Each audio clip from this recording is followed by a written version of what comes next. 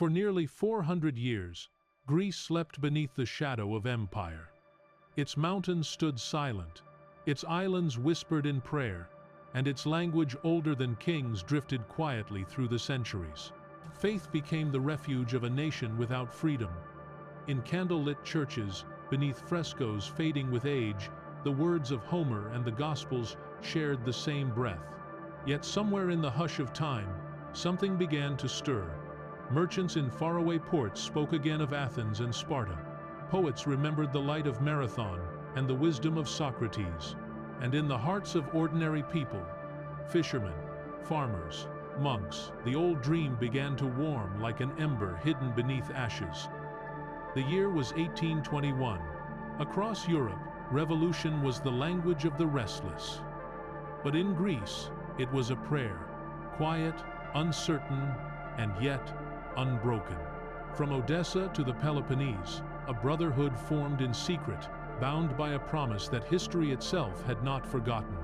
The Philiki Heteria, the friendly society, carried the impossible dream that a land conquered for centuries might wake once more. When the bells of independence rang on March 25th, the world did not yet know if they signaled freedom or farewell. Villages burned, families fled. But the song of Greece did not die.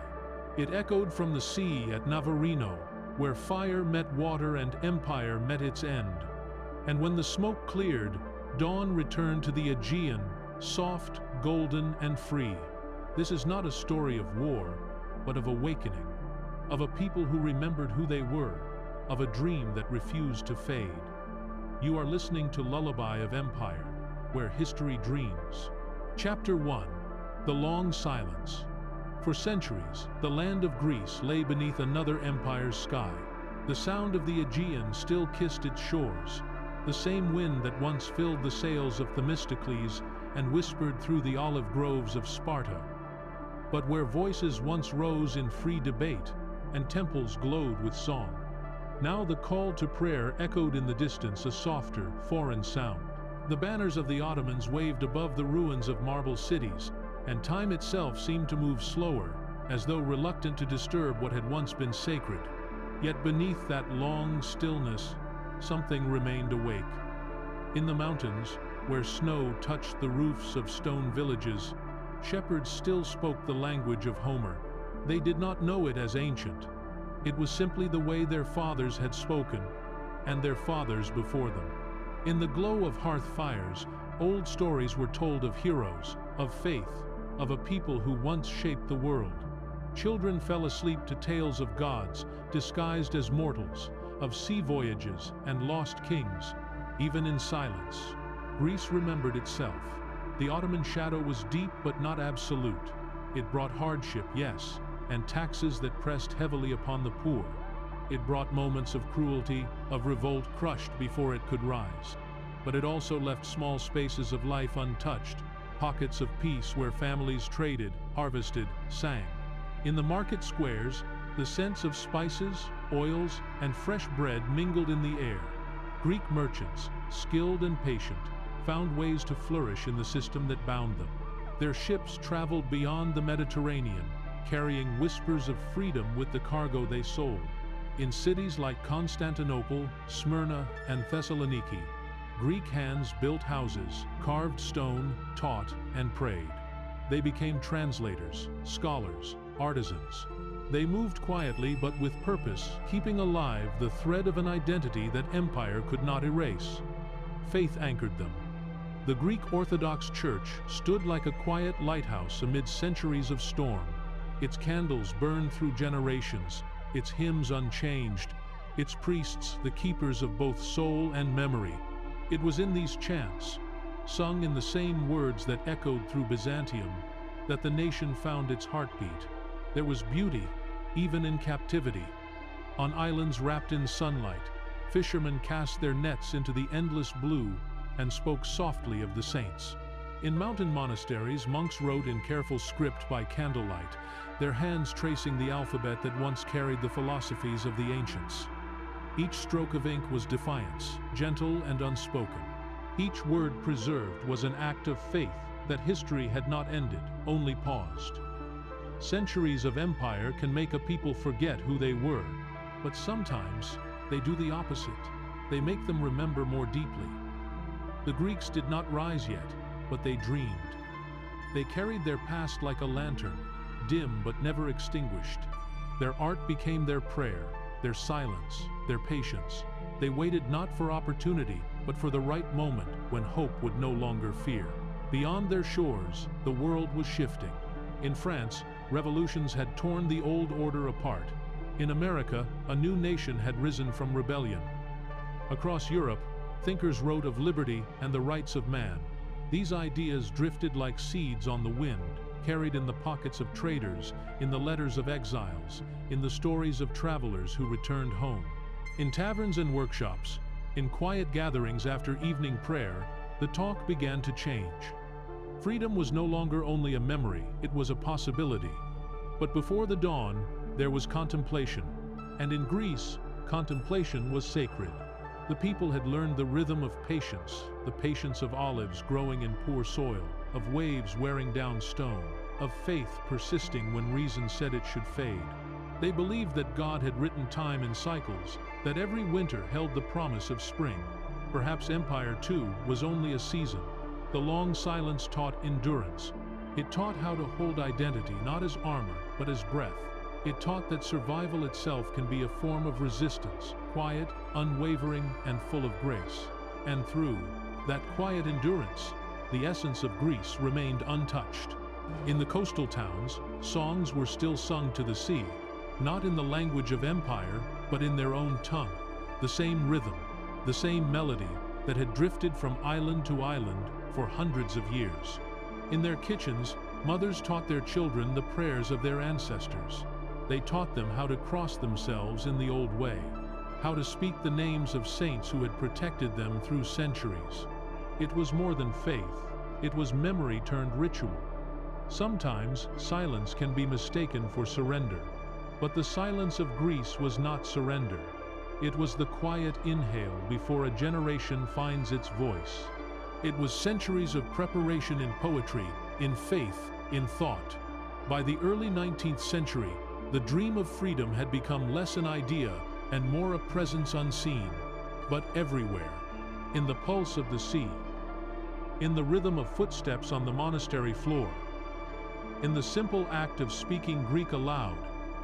The Ottomans ruled with might, but they could not rule memory, and memory, once awakened, becomes stronger than armies. The Greek heart, tempered by centuries of endurance, began to beat louder softly at first, then steady, then sure. The whispers of the old philosophers seemed to rise again from the dust.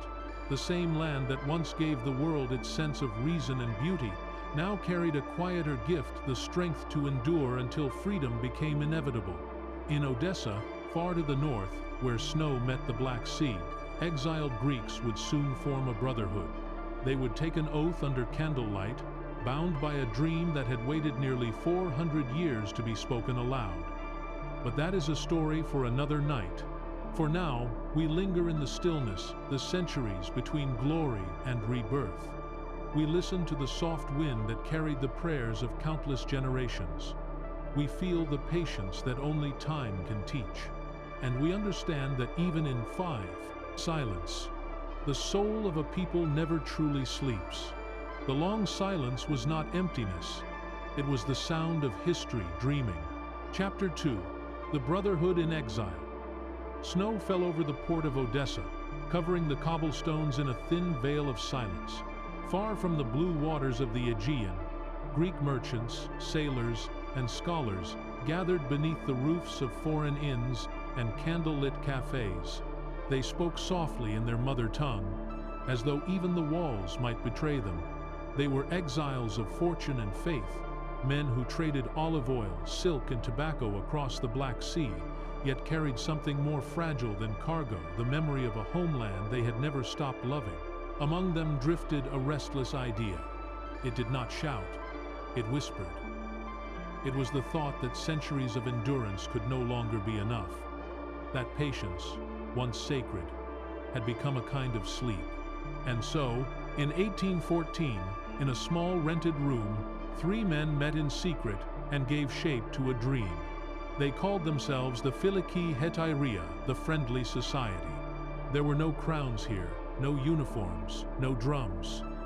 Only parchment, candles, and oaths.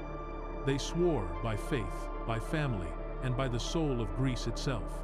Their promise was quiet but absolute, that freedom would be reborn, not through vengeance, but through unity and remembrance. Odessa was a place of exile, yet in that exile, the idea of Greece began to live again. Ships came and went, carrying goods to every port in Europe, and with them traveled letters coded in symbols, hidden beneath trade manifests, wrapped in linen and hope. The merchants who once counted coins now counted allies. Teachers became messengers, priests carried secret blessings, for a cause not yet spoken aloud. They knew the risk. Rebellion against the Ottoman Empire meant ruin, torture, or the slow death of chains. But exile had taught them that to live without identity was another kind of death. They dreamed not of conquest, but of torture's time, recognition to stand once more in their own land and speak their own name without fear. Their leader soon emerged, Alexander Ypsilantis, a soldier in the Russian army and former aide-de-camp to the Tsar. He was young, proud, and deeply devout, a man of discipline, vision, and a heart that carried both soldier and poet. To some, he was reckless, to others, a symbol of destiny. When he accepted the role of leading the movement, it was as if centuries of silence had chosen a voice. By the light of oil lamps, the society spread its roots across the Greek world, from Odessa to Vienna, from Trieste to the islands of the Aegean. They spoke in riddles and symbols, using ancient phrases from scripture and myth. A handshake, a letter, a single phrase like, "The sun rises in the east," could carry meaning enough to risk a life. Each new member was sworn in through ritual, a prayer, a kiss upon the gospel, and the final words, "May my blood be spilled for my country." For most, the war still felt impossible. How could a scattered, unarmed people challenge an empire that had ruled for 4 centuries? Yet belief is contagious, and in the quiet corners of exile, belief was spreading faster than fear. Outside, Europe was watching. Napoleon had fallen, monarchs ruled again. Revolutions smoldered beneath diplomacy. The Greeks, though small and scattered, carried a special kind of allure. They were heirs to civilization itself, a living connection to the cradle of Europe's ideals. Even those who ruled by crown and sword felt a tremor when hearing of their plight. It was as if history itself was asking to wake. Within Greece, the message arrived like a rumor carried on the wind. Letters reached the monasteries, the ports, the mountain strongholds. Men who had lived as subjects began to think like citizens. The oath of the Hetairia moved in silence, passing from hand to hand, heart to heart. No one knew when the signal would come, but everyone who heard the whisper felt its pull. For the men in Odessa, exile had become purpose. They watched the frozen river thaw each spring and thought of the olive groves back home, of how the trees, cut down by winter, always sprouted again. Their cause was the same, patient, rooted, inevitable. When Ypsilantis finally decided to act, it was not with trumpets but with prayer. In February 1821, he crossed the Pruth River into Moldavia with a handful of men. He carried no grand army, only conviction. He believed that once the first spark was lit, the flame would leap from province to province, from island to island, until the empire itself would tremble. But the world is not always kind to the brave. The rebellion in Moldavia faltered. Allies hesitated. The expected uprisings did not come. Within weeks, Ypsilantis was hunted, his men scattered. He fled to Austria, where he was arrested, then imprisoned. His body would die in captivity, but his dream would live in every Greek heart. Back in Odessa, the remaining members of the Hetairia did not mourn, they prepared. They understood that revolutions rarely begin with victories. They begin with belief, and belief, once awakened, cannot be imprisoned. The Brotherhood had done its work. The idea had left the room where it was born. It was traveling now across oceans, through letters, in the minds of men and women who had waited their entire lives for a sign that Greece still breathed. In the monasteries of the Peloponnese, the abbots prayed for deliverance. In the harbors of Hydra and Spetses, ship captains quietly gathered powder and shot.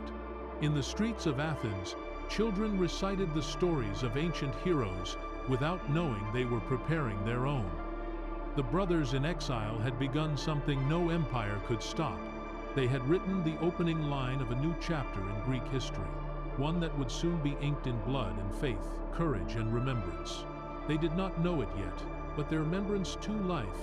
Whisper would soon become a shout that crossed seas, shattered silence, and carried the dream of a nation back to its shores. And when that whisper reached the mountains of the Peloponnese, the bells would ring not for war, but for awakening. The brotherhood in exile had planted the seed. Now the land itself would rise to meet it. Chapter 3. The northern spark winter lingered long over the valleys of Moldavia. The rivers were half frozen, their surfaces glinting under a gray sun, and the air held the silence of something waiting to begin. In that stillness, a small band of men rode south cloaks, drawn tight, eyes fixed ahead, hearts divided between fear and faith. At their head was Alexander Ypsilantis, son of Greece, soldier of Russia, and servant of a dream that had lived in exile for too long. He was 30, but he carried the weight of centuries. A soldier trained under empire, yet loyal to a homeland he had not seen since youth. Those who followed him called him brother, not general. They carried no banners, only conviction. And on a cold February morning in 1821, they crossed the Pruth River, the border between Russia and Ottoman-held Moldavia. History marked it as a moment of rebellion. But for the Greeks, it was the first heartbeat of rebirth. The march was quiet, almost reverent. Villagers watched from their doors as the riders passed a procession more spiritual than military. They sang no war songs, carried no trumpets. It was as if they feared to wake the world too suddenly. Even the horses seemed to move softer, hooves muffled by snow. When Ypsilantis entered the city of Jassy, he carried with him a proclamation not of vengeance, but of awakening. He called upon all Greeks, wherever they lived, to remember their faith, their ancestors, their language. He told them the time had come to lift the yoke of centuries. The words were grand, but his army was small, a few hundred men with rifles, many, more with none. Still, the proclamation spread like a gust of wind through locked houses and shuttered hearts. The Ottomans, vast and swift in response, moved to crush the flame before it could grow. The rebellion in Moldavia was isolated, far from the mountains and islands where the Greek heart was strongest. No great army rose to join him. Russia, bound by diplomacy, withdrew its shadow of protection. The priests who blessed his march were executed, and soon the roads that had echoed with quiet hope fell silent once more, not with peace, but with grief. Ypsilantis fought as long as courage allowed. At Dragashani, his small force faced an Ottoman army several times its size. For a day, they held the field a desperate stand beneath a rising Sunday. But by dusk, the smoke settled on broken ranks, and the first spark of the revolution lay in ashes. He fled north, seeking sanctuary, but found imprisonment. Austria locked him away, where he would remain until his death in 1828. He never saw the Greece he had dreamed of, but his flame did not die in the snow. It was carried south by the wind, by rumor, by faith. And in the Peloponnese, men began to listen. For all his failure, Ypsilantis had given something priceless to his people: permission to believe that history could be rewritten, that a nation long silenced could speak again. The friendly society, scattered but not broken, turned its eyes toward the homeland, and there, under the same sun that had once lit the temples of Athens, the whisper became a cry. The spring of 1821 came softly to the mountains of Greece. Snow melted into rivers that wound through olive groves and vineyards. Farmers returned to their fields, and beneath the calm of ordinary life, the promise of rebellion bloomed unseen. Messages passed between villages in the night. Priests carried coded blessings. Symbols appeared on door frames, carved into wood, or painted under eaves, simple marks that said, "We are ready." No proclamation this time. No grand speech from a soldier abroad. Only a quiet understanding among the people who had waited too long to be free. In Mani, the rugged southern peninsula where mountains met the sea, warriors gathered in silence. They prayed before icons, not for victory, but for courage. Their ancestors had fought invaders for 1,000 years. Now they would fight to awaken their own land.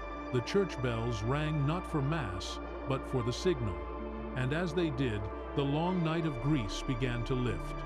Far from Moldavia, where Ypsilantis' march had failed, another rebellion began, one rooted in soil, not exile. It was uncoordinated, messy, and fragile, but alive. And that made all the difference. The North had sparked the fire, and the South would now carry it. From the ashes of defeat rose a movement that no empire could extinguish. The spark was not a single event. It was a change of spirit, invisible but unstoppable. As the first shots echoed through the hills of the Peloponnese, as the villagers took up arms and the Ottoman garrisons scrambled to respond, the snow in the north continued to melt. The rivers that had witnessed Ypsilantis' crossing carried his dream toward the sea. And when the wind reached the islands, it carried with it a single truth. The silence of 400 years was over.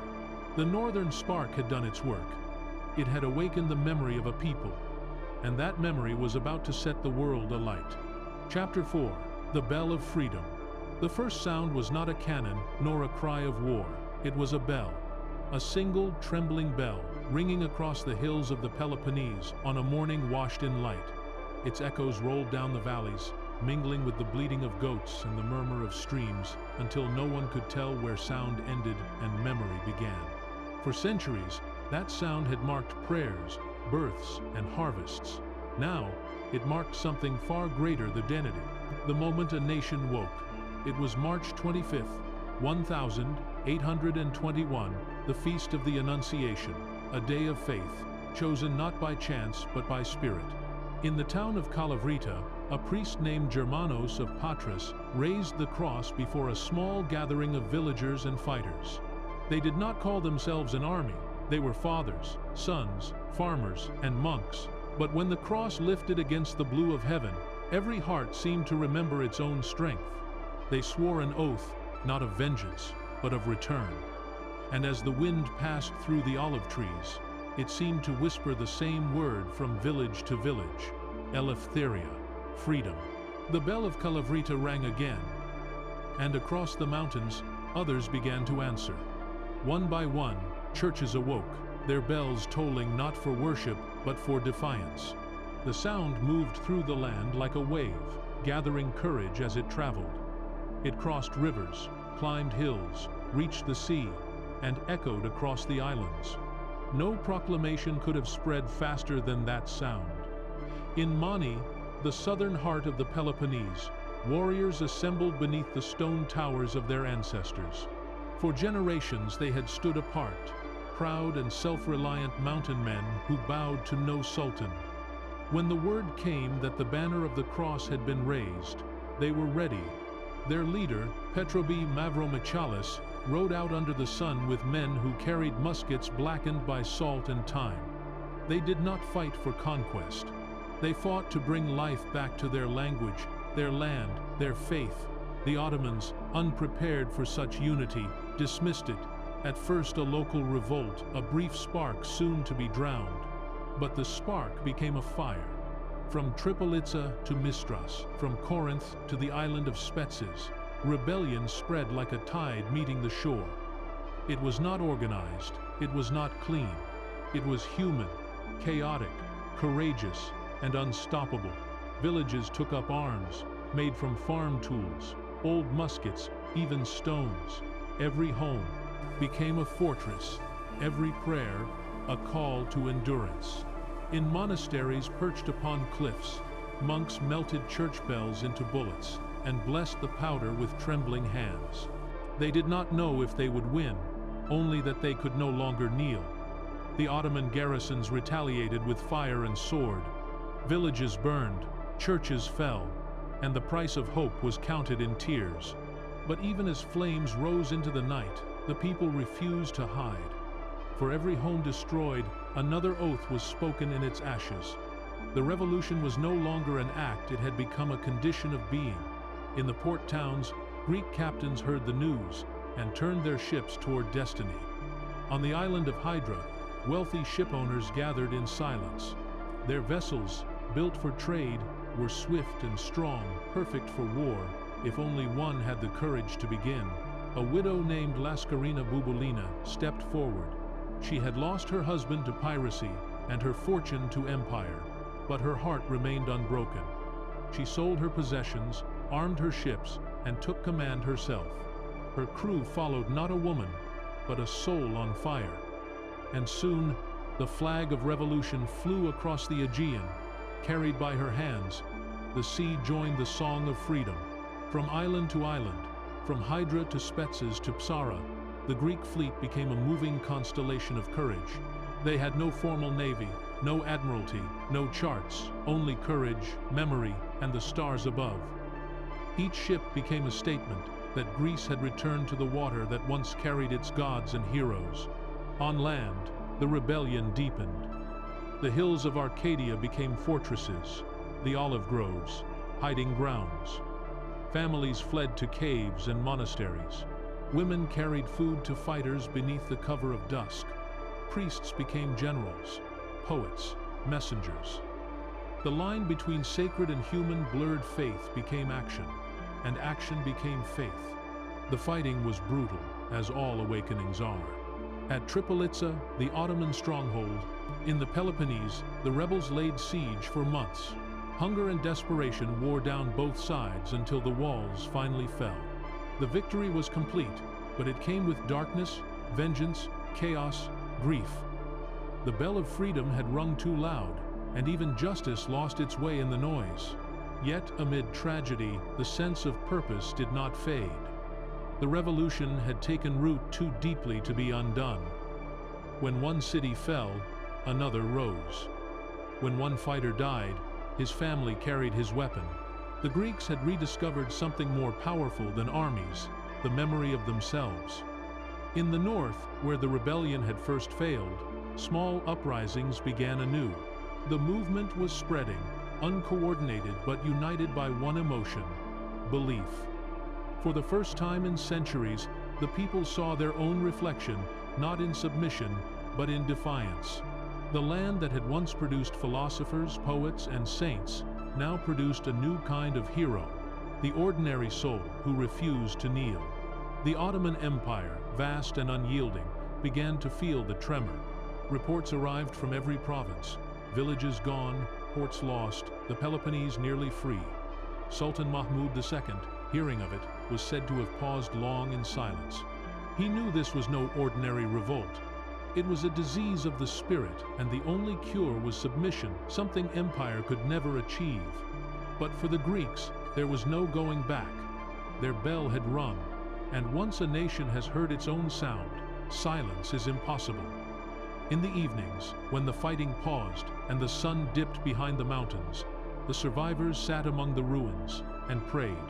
They prayed not only for victory, but for peace for the day, when children might grow without fear, when the songs could be sung aloud again. The stars above Greece burned the same as they had in the days of Leonidas and Pericles, and perhaps, from their height, they saw not war, but continuity, a people remembering themselves through pain and light. Freedom is rarely born in triumph. It begins, instead, in exhaustion, when the soul has borne too much and yet refuses to die. The Greeks, after centuries of silence, were weary beyond words. But beneath that weariness lay something indestructible. They were home again, even if their homes were in ruins. The bell of freedom still rang, sometimes faint, sometimes strong, carried by the wind and the sea. It was no longer just sound, it was identity, given voice. It told the world that Greece had awoken, not with vengeance, but with memory. And memory, once awakened, cannot be conquered. The revolution had truly begun. Its course would twist and bleed, rise and falter, triumph and fall again. But the bell, that soft, echoing bell, would never fall silent. And as the stars turned above the Peloponnese, the night whispered what every listener already knew. The dream of Greece had opened its eyes. Chapter 5. The Cross and the Sword. In every revolution, there comes a moment when belief must choose between heaven and earth. In Greece, that moment was written not with banners or decrees, but with a cross raised against the sky. Faith had been the quiet keeper of the Greek soul for centuries. Long before the call to arms, the church had been the cradle where memory survived. Its chants carried the rhythm of ancient speech. Its candles, burning through generations, kept time when calendars could not. Even in the darkest centuries of occupation, when language was silenced and laws rewritten, the liturgy remained the same, a heartbeat through the ages. But now that same faith stood at a crossroads. To bless rebellion was to defy empire. To stay silent was to betray a people. And between those choices stood the patriarchs, the monks, and the priests, shepherds of souls, caught between salvation and freedom. In Constantinople, the ecumenical patriarch Gregory V prayed in his chambers as the news reached him. The revolts in the dark, Peloponnese had begun. Ottoman troops were mobilizing. Blood had already been spilled. He knew the fury that would follow. The city he guarded, the faith he embodied, stood beneath the Sultan's eye. And yet, beyond those palace walls, his own people, his flock, were rising to meet destiny. Easter approached, the season of resurrection. But for Gregory, it would not be rebirth, it would be sacrifice. On the morning of the 10th of April, 1821, as worshippers gathered beneath the domes of the great church, the patriarch was seized by Ottoman guards. Without trial or farewell, he was hanged at the gate of the Patriarchate, the same gate through which generations had entered to receive blessings. His body was left suspended in silence, a warning to all who dared to dream. Yet the warning became a testament. When the rope snapped and his body was cast into the Bosporus, the waters carried it away like a relic. Fishermen found it days later, washed ashore at Odessa, the same city where the revolution's brotherhood had been born. The Greeks saw in this no coincidence, only providence. The man who had held the cross now crossed the sea, a martyr between worlds. His death spread like a cry across Europe. Poets, priests, and philosophers spoke his name. Painters captured his final moment, candlelight against darkness. And for the Greek people, the image of the patriarch's hanging became a sacred wound, a symbol that the struggle was not only for land, but for the soul itself. Throughout the villages of the Peloponnese, priests carried muskets beside their icons. They blessed soldiers before battle, baptized their weapons in holy water, and prayed for mercy on both sides. In mountain chapels, rebels took communion before marching, their hands trembling not with fear, but with the weight of what they were about to do. They fought not for empire, but for deliverance, for the right to live as they prayed. Faith was their armor, not of iron, but not empire, of conviction. Each cross carved into wood, each hymn sung beneath a vaulted stone roof, was a reminder that God had not abandoned them. And even when churches burned, the ashes still held grace. A handful of dust could hold a prayer if one remembered how to listen. As the months passed, Europe began to notice. The same continent that had once turned away from Greece now found itself haunted by her story. Newspapers in London and Paris published accounts of massacres and martyrdoms. Artists painted Greece as a woman in chains, draped in white, reaching for heaven while the crescent moon loomed above. The movement became not just political but spiritual, a question that reached beyond nations and touched conscience itself. And among the Greeks, faith transformed. It was no longer only the faith of quiet survival, it became the faith of action, the belief that God's justice moves through human hands. Monks descended from their monasteries to lead men into battle. Priests died with rifles in their arms, whispering prayers for forgiveness even as they fought. And in the stillness after battle, when the smoke drifted and the dead lay in rows, those same prayers rose again, like incense, not of victory, but of mourning. The church itself fractured and healed in turn. Some condemned the violence, others sanctified it. But all understood that something greater than doctrine was unfolding, the resurrection of a nation's spirit. The people were no longer waiting for miracles. They were becoming the miracle. In the villages, families carried both Bible and musket. The cross and the sword were no longer opposites. They were one. One defended the soul, the other the body, and both were necessary to keep the dream alive. There is a kind of holiness in endurance. The Greeks had learned this long ago, when saints were martyred and empires rose and fell like waves. Now, their endurance had become faith made flesh. Every struggle, every tear, every whispered prayer beneath the stars was a liturgy of liberation. When the sun set over the Peloponnese, its light fell upon crosses carved into stone, and upon rifles leaning against those same stones. In the glow, the line between sacred and human blurred. Perhaps they were not so different after all. Both were acts of hope, the oldest kind of prayer humanity knows.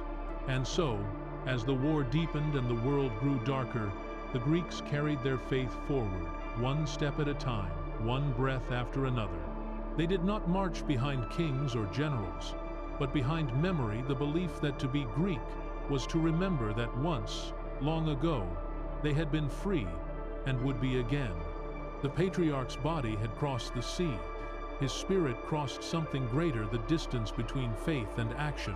And wherever his name was spoken, the bells of churches and the echoes of muskets seemed to ring together, as if reminding the living that heaven and earth are never truly apart.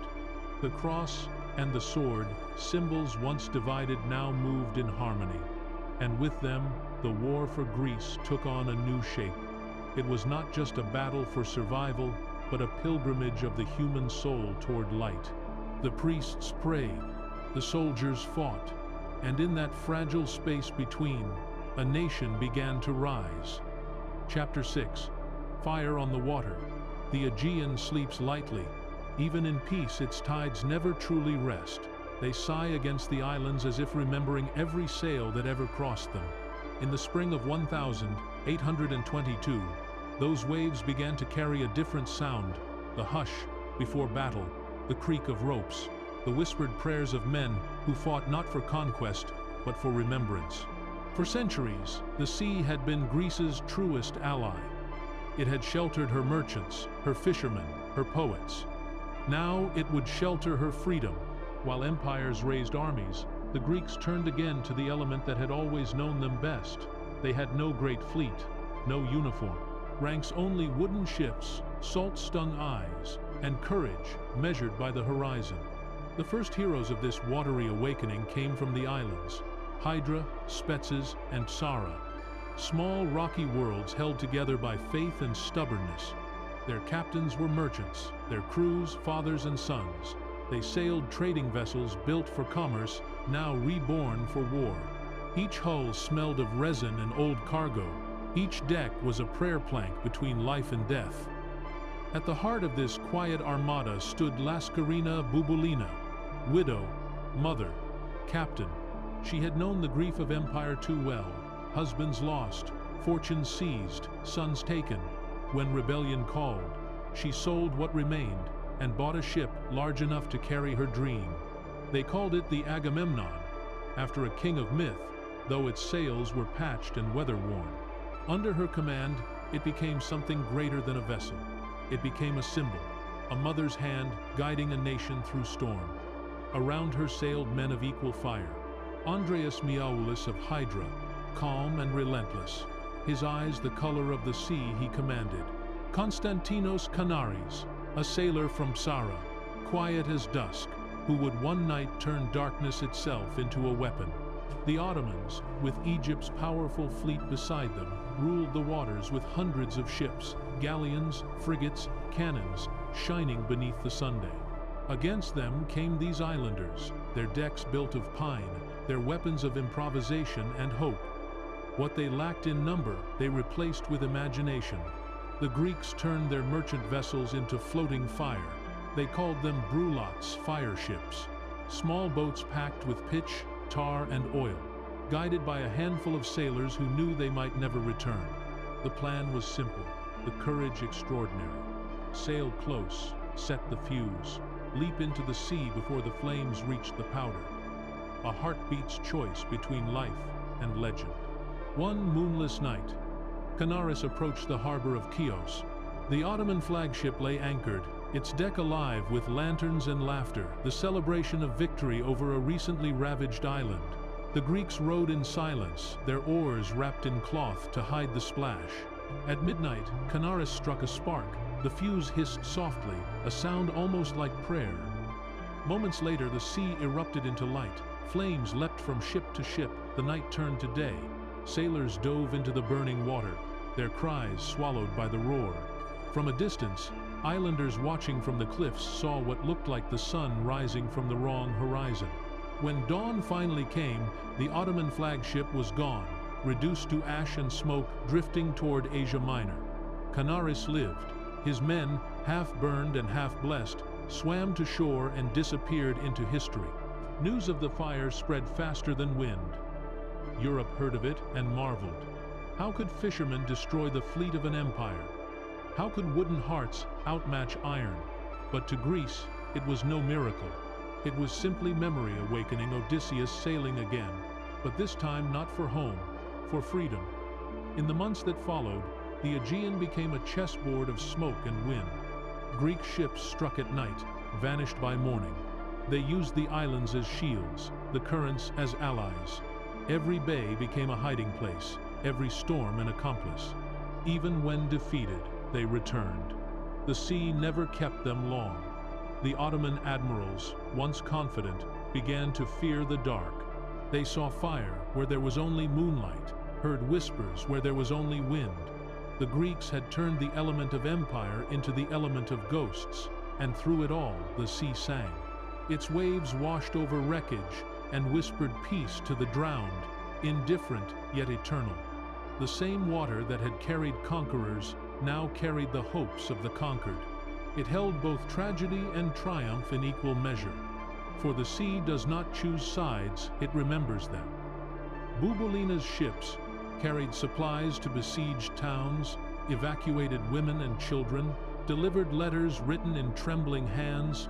She commanded not from behind, but beside her men, pistol at her waist, scarf whipping in the salt wind. When cannonballs struck her hull, she did not flinch. They said her voice could calm even the storm, and perhaps it did. The fire on the water changed everything. The world began to look toward the Aegean, not with pity, but with respect. In taverns of London and salons of Paris, talk turned to the Greek sea heroes. Artists painted them in romantic light, but the truth was simpler, gentler men and women who refused to let their story end. For the Greeks themselves, each burned ship was both loss and promise. Wood could sink, but will could float. And in the reflection of the flames on the waves, they saw the same light that once shone on the marble of their ancestors. When the sea grew quiet again, it was not truly calm. Beneath its surface, the fire still glowed, carried in the hearts of every islander, every sailor, every mother waiting on the shore. They knew the struggle was far from over. But they also knew something unbreakable, that a nation which can set the sea alight cannot easily be drowned. And so the Aegean, timeless witness to gods and empires, became once more the stage of awakening. Wherever a ship drifted, wherever a flame burned against the dark, the water itself seemed to whisper, "Remember, fire fades, water cools, but the light born between them that remains." Chapter 7. Brothers divided. Every revolution, no matter how noble, carries two battles, one against the enemy and one within itself. The Greeks, newly awakened, soon learned that freedom is not a single voice. It is a chorus beautiful but fragile, always at risk of discord. By 1823, the land that had once been bound by silence was alive with sound bells, gunfire, debate, prayer. Villages flew their own banners, captains commanded their own forces. The first assembly had met in Epidaurus and declared independence. Yet for all their courage, the Greeks were not united in what should come next. Some dreamed of a republic governed by the people, like the democracies of the ancient past. Others longed for monarchy and order a single ruler to gather the chaos into strength, and others still fought not for vision, but for survival. Pride, ambition, and old rivalries crept quietly into the light. The leaders who had once stood side by side at Kalavrita and Tripolitsa began to drift apart. Among them, Theodoros Kolokotronis, a general of unmatched courage and the heart of the Peloponnese. He had fought with faith, guided not by politics but by love for the land that raised him. Opposite him rose Georgios Kantoriotis, a wealthy islander whose ships and coin had kept the revolution alive at sea. Both men believed they fought for Greece, yet Greece began to tear beneath their feet. The first civil war broke out like an argument that had waited too long to be spoken. Brothers in arms turned their weapons against each other. Allies became strangers. In the mountain passes of the Peloponnese, the same muskets that had fired on empire now fired upon the newly born idea of freedom itself. It was a grief too deep for anger, too familiar for surprise. History, it seemed, was testing the dream it had just granted. Kolokotronis, loyal to his men and his code, held strongholds in Arcadia and defended them even against fellow Greeks. He was imprisoned for a time, his honor questioned, his courage unbroken. Kantoriotis, weary but resolute, led the government from the island of Hydra, surrounded by the endless whisper of the sea. Both men suffered in victory. Both believed they were saving the revolution, and both, in some way, were right. Outside their quarrel, the empire watched and waited. The Ottomans saw in this division their greatest weapon. They did not need to conquer Greece, only to let Greece destroy itself. But even as bullets flew and tempers burned, the people held to something gentler. In the villages, where news traveled slower than rumor, the old prayers continued. Mothers rocked children to sleep with lullabies of saints and freedom, not yet ready to believe the dream was breaking. And on the coasts, sailors set out still under the flag of the cross, their oars cutting through reflection the same sky above, the same faith below.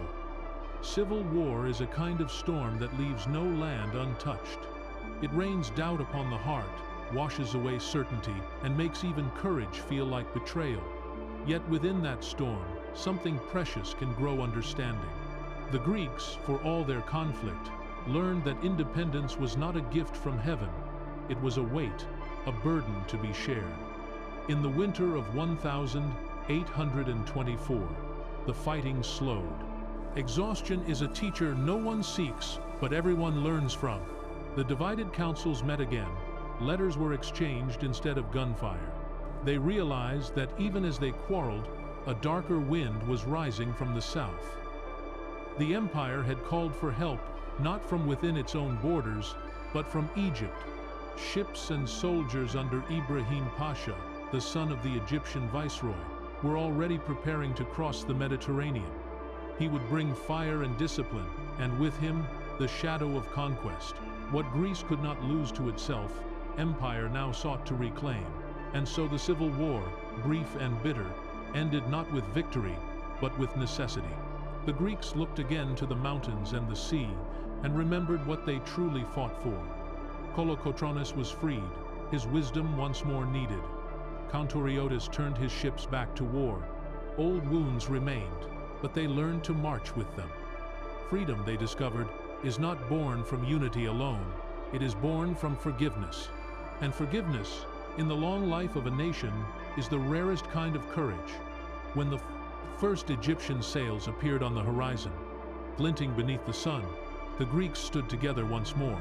They were poorer, fewer, wearier, but awake. Whatever had divided them was no longer stronger than what bound them. The land that had dreamed for 400 years would not return to sleep so easily. The fire still burned, even if the wind had changed. The brothers had quarreled, yes, but they had also learned that even broken voices, when raised together, can still form a hymn, and that hymn, low, trembling, and alive, carried across the waves to meet the storm that was coming. Chapter 8: The Desert Wind. From the south came a wind that did not belong to the Aegean. It carried the scent of sand and smoke, the whisper of drums, the memory of deserts far beyond the sea. Before any sails were seen, before any cannon was fired, Greece felt it a shift in the air, heavy and foreign, like breath drawn from another world. The Ottoman Empire, wounded yet unbroken, had called for help from Egypt, and Egypt answered with fire. Its viceroy, Muhammad Ali Pasha, sent his son Ibrahim Pasha with ships, soldiers, and promises. Order for the empire, reward for the loyal. But the sea that had carried poets and pilgrims now carried an army trained by Europe, hardened by sand, and eager for glory. They came in spring, when the Greek hills were green and unaware. From the decks of their ships, the soldiers saw the mountains rise like a wall between heaven and earth, a land ancient, stubborn, alive. And yet, as their cannons turned toward shore, even that land seemed to hold its breath. The first towns fell quickly. Flames licked the rooftops of Methone and Koroni. Fields that once shimmered with wheat turned to smoke. Villages emptied into the hills. Old men led mules heavy with icons and infants, their faces streaked with the dust of fear. The sea behind them glowed red at sunset, a reflection of the fires below. Ibrahim was not cruel for cruelty's sake. He was a soldier of empire, carrying out a command written on parchment, not conscience. He burned what he could not hold, and what he held, he made his own. To the Greeks, he was not a man but a storm given flesh, the desert wind that took whatever stood before it. Kolokotronis watched from the mountains, his heart split between rage and resolve. He had fought Turks, he had fought his own brothers. But this new army, this foreign tide was different. It moved with discipline, its silence more terrifying than its guns. Every village Ibrahim passed through left behind nothing but ashes and silence. In Mani, the mountain warriors refused to yield. Their towers, gray against the sky, became beacons of defiance. They fought from stone to stone, disappearing into caves and reappearing like ghosts. They knew the land better than the invader ever could. Yet even ghosts grow weary when the wind never stops blowing. The Egyptians reached the heart of the Peloponnese. The city of Tripolitsa fell again, its charred ruins barely cooled from the last siege. Whole forests were cut for timber to feed the ships. Even the olive trees, centuries old, were burned to the root. And still, the Greeks fought not to win, but to endure. In Missolonghi, a town already wounded by war, refugees gathered behind crumbling walls. The sea, once their guardian, had turned traitor. The Ottoman fleet blocked every escape. Month after month they starved, yet the bells still rang for prayer. Children grew thin but sang hymns at dusk, their voices drifting beyond the walls. The soldiers outside could hear them, and even they, hardened by order, lowered their eyes. When the end came, it came not with surrender, but with resolve. The defenders opened the gates and charged into the night, not to escape, but to meet their fate standing. Missolonghi fell, but its fall became a psalm, a lament so deep that even the distant courts of Europe felt its echo. The desert wind had scoured the land, yet in its wake something unexpected grew: sympathy. News of the devastation crossed borders faster than ships could sail. In Paris and London, men and women wept for a land they had never seen. Painters captured its ruins. Poets turned its suffering into song. And among them rose the memory of one who had died on that same soil years before, Lord Byron, the English poet who had given his life and words to Greece. Through him, the world remembered that even broken stones can sing. Ibrahim pressed onward, but he was marching into myth. Each hill he conquered became legend, each ruin a relic. He could burn the villages, but he could not burn the idea that now filled the air like incense. Every child hidden in the mountains, every widow lighting a candle for the dead, carried a spark that no army could extinguish, and in time, even the desert wind began to tire. Its ships were battered by the same waters that had once carried their fire. Its soldiers, far from home, looked upon the Greek mountains and wondered why a people so broken would not kneel. Perhaps they understood then that they were not fighting an army, but a memory, and memory has no shore. When the last of Ibrahim's troops withdrew, the land lay scarred, blackened fields, shattered towers, silence where songs once lived.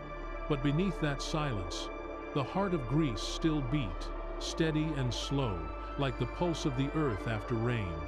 Empires had come before, empires had gone.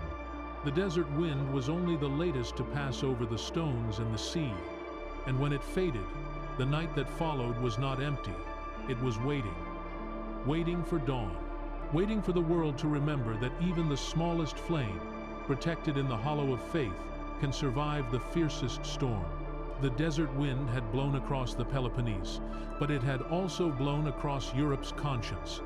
From the ashes of villages and the songs of orphans, the wind carried a message east and west, that Greece still lived. Chapter 9. The Fall of Missolonghi. There are moments in history that seem to pause time, moments so quiet, so absolute, that even the wind dares not breathe. For Greece, that moment came at Missolonghi. The town stood at the edge of the sea, a fragile wall between land and water, between survival and surrender. It was not a great city, not rich, not mighty.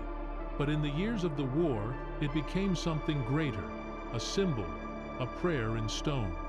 Missolonghi had already endured more than most. Its people had watched the fire of Ibrahim's invasion from afar, had buried the dead, had sheltered the refugees. Now, as the enemy closed in, they prepared for a final trial. Its defenders were not soldiers alone. They were families, monks, teachers, fishermen, the remnants of a dream that refused to die. In the spring of 1825, the siege began. Ottoman and Egyptian forces surrounded the town by land and by sea. No help could reach it. For months, cannon fire fell like rain. The sky itself seemed to dim with smoke. Yet every morning, the church bells rang. They rang not for worship, but for endurance, a rhythm to remind the living that they still lived. Inside the walls, hunger became a companion. They ate what they could find: roots, bark, the faint sweetness of seaweed brought by the tide. Water was precious. Faith was sustenance. Mothers whispered stories of saints who had survived worse, and the children, thin but listening, believed them. Outside the walls, the invaders waited. They expected surrender. They did not understand that surrender is only possible when there is something left to lose. For Missolonghi, everything had already been given. Winter came and passed. The bodies of the fallen were buried not in graves, but in the walls themselves, the dead becoming the fortress for the living. It was said that in the moonlight, we could hear prayers woven into the sound of the sea, as if the town itself had become a single voice, rising softly through hunger and pain. Among those who once walked its streets had been a foreign poet, Lord Byron, who came not for fame, but for faith. He had died here before the siege, fevered but unafraid. The people still spoke his name like a blessing. They remembered how he had stood beneath the same sky and said, "This land has been long in chains, but its heart still beats for freedom." He had become part of Missolonghi's soul, an outsider who had understood that Greece was not geography, but a state of spirit. By April 1826, the walls were crumbling, the stores empty, the air filled with smoke. The defenders gathered what remained of powder and lead. They knew the end was near. They gathered not in despair, but in decision. If they were to die, it would be in movement, not waiting. On the night of April 10, under a moon shrouded in mist, the people of Missolonghi opened their gates. Thousands, men, women, and children, moved in silence through the broken streets, carrying torches, icons, and what weapons remained. They sang no hymns, shouted no battle cries. Only the sound of feet, steady and human, filled the night. When the Ottoman lines saw the torches, they opened fire. The air turned to thunder. The first ranks fell, the second pressed on. Mothers shielded their children. Old men carried rifles heavier than themselves. The city that had once prayed now walked into eternity. By dawn, Missolonghi was gone. The invaders entered to find ruins and silence. There was nothing left to conquer. The survivors, those few who remained, were taken captive. But even the victors felt no triumph, only the uneasy stillness that follows the breaking of something sacred. Word of Missolonghi's fall traveled far. It crossed seas and mountains, reaching London, Paris, and St. Petersburg. Artists painted its last night. Poets turned its ashes into elegy. Europe awoke to a grief that was not its own. For the first time, the Greek struggle ceased to be a distant rebellion. It became a mirror in which all nations saw the reflection of their own longing for freedom.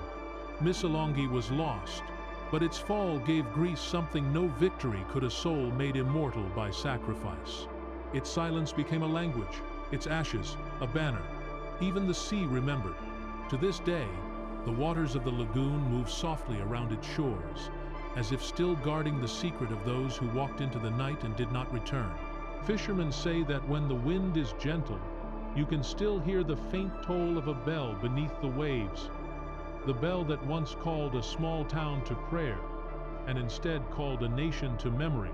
The world wept for Missolonghi, but Greece did not weep alone.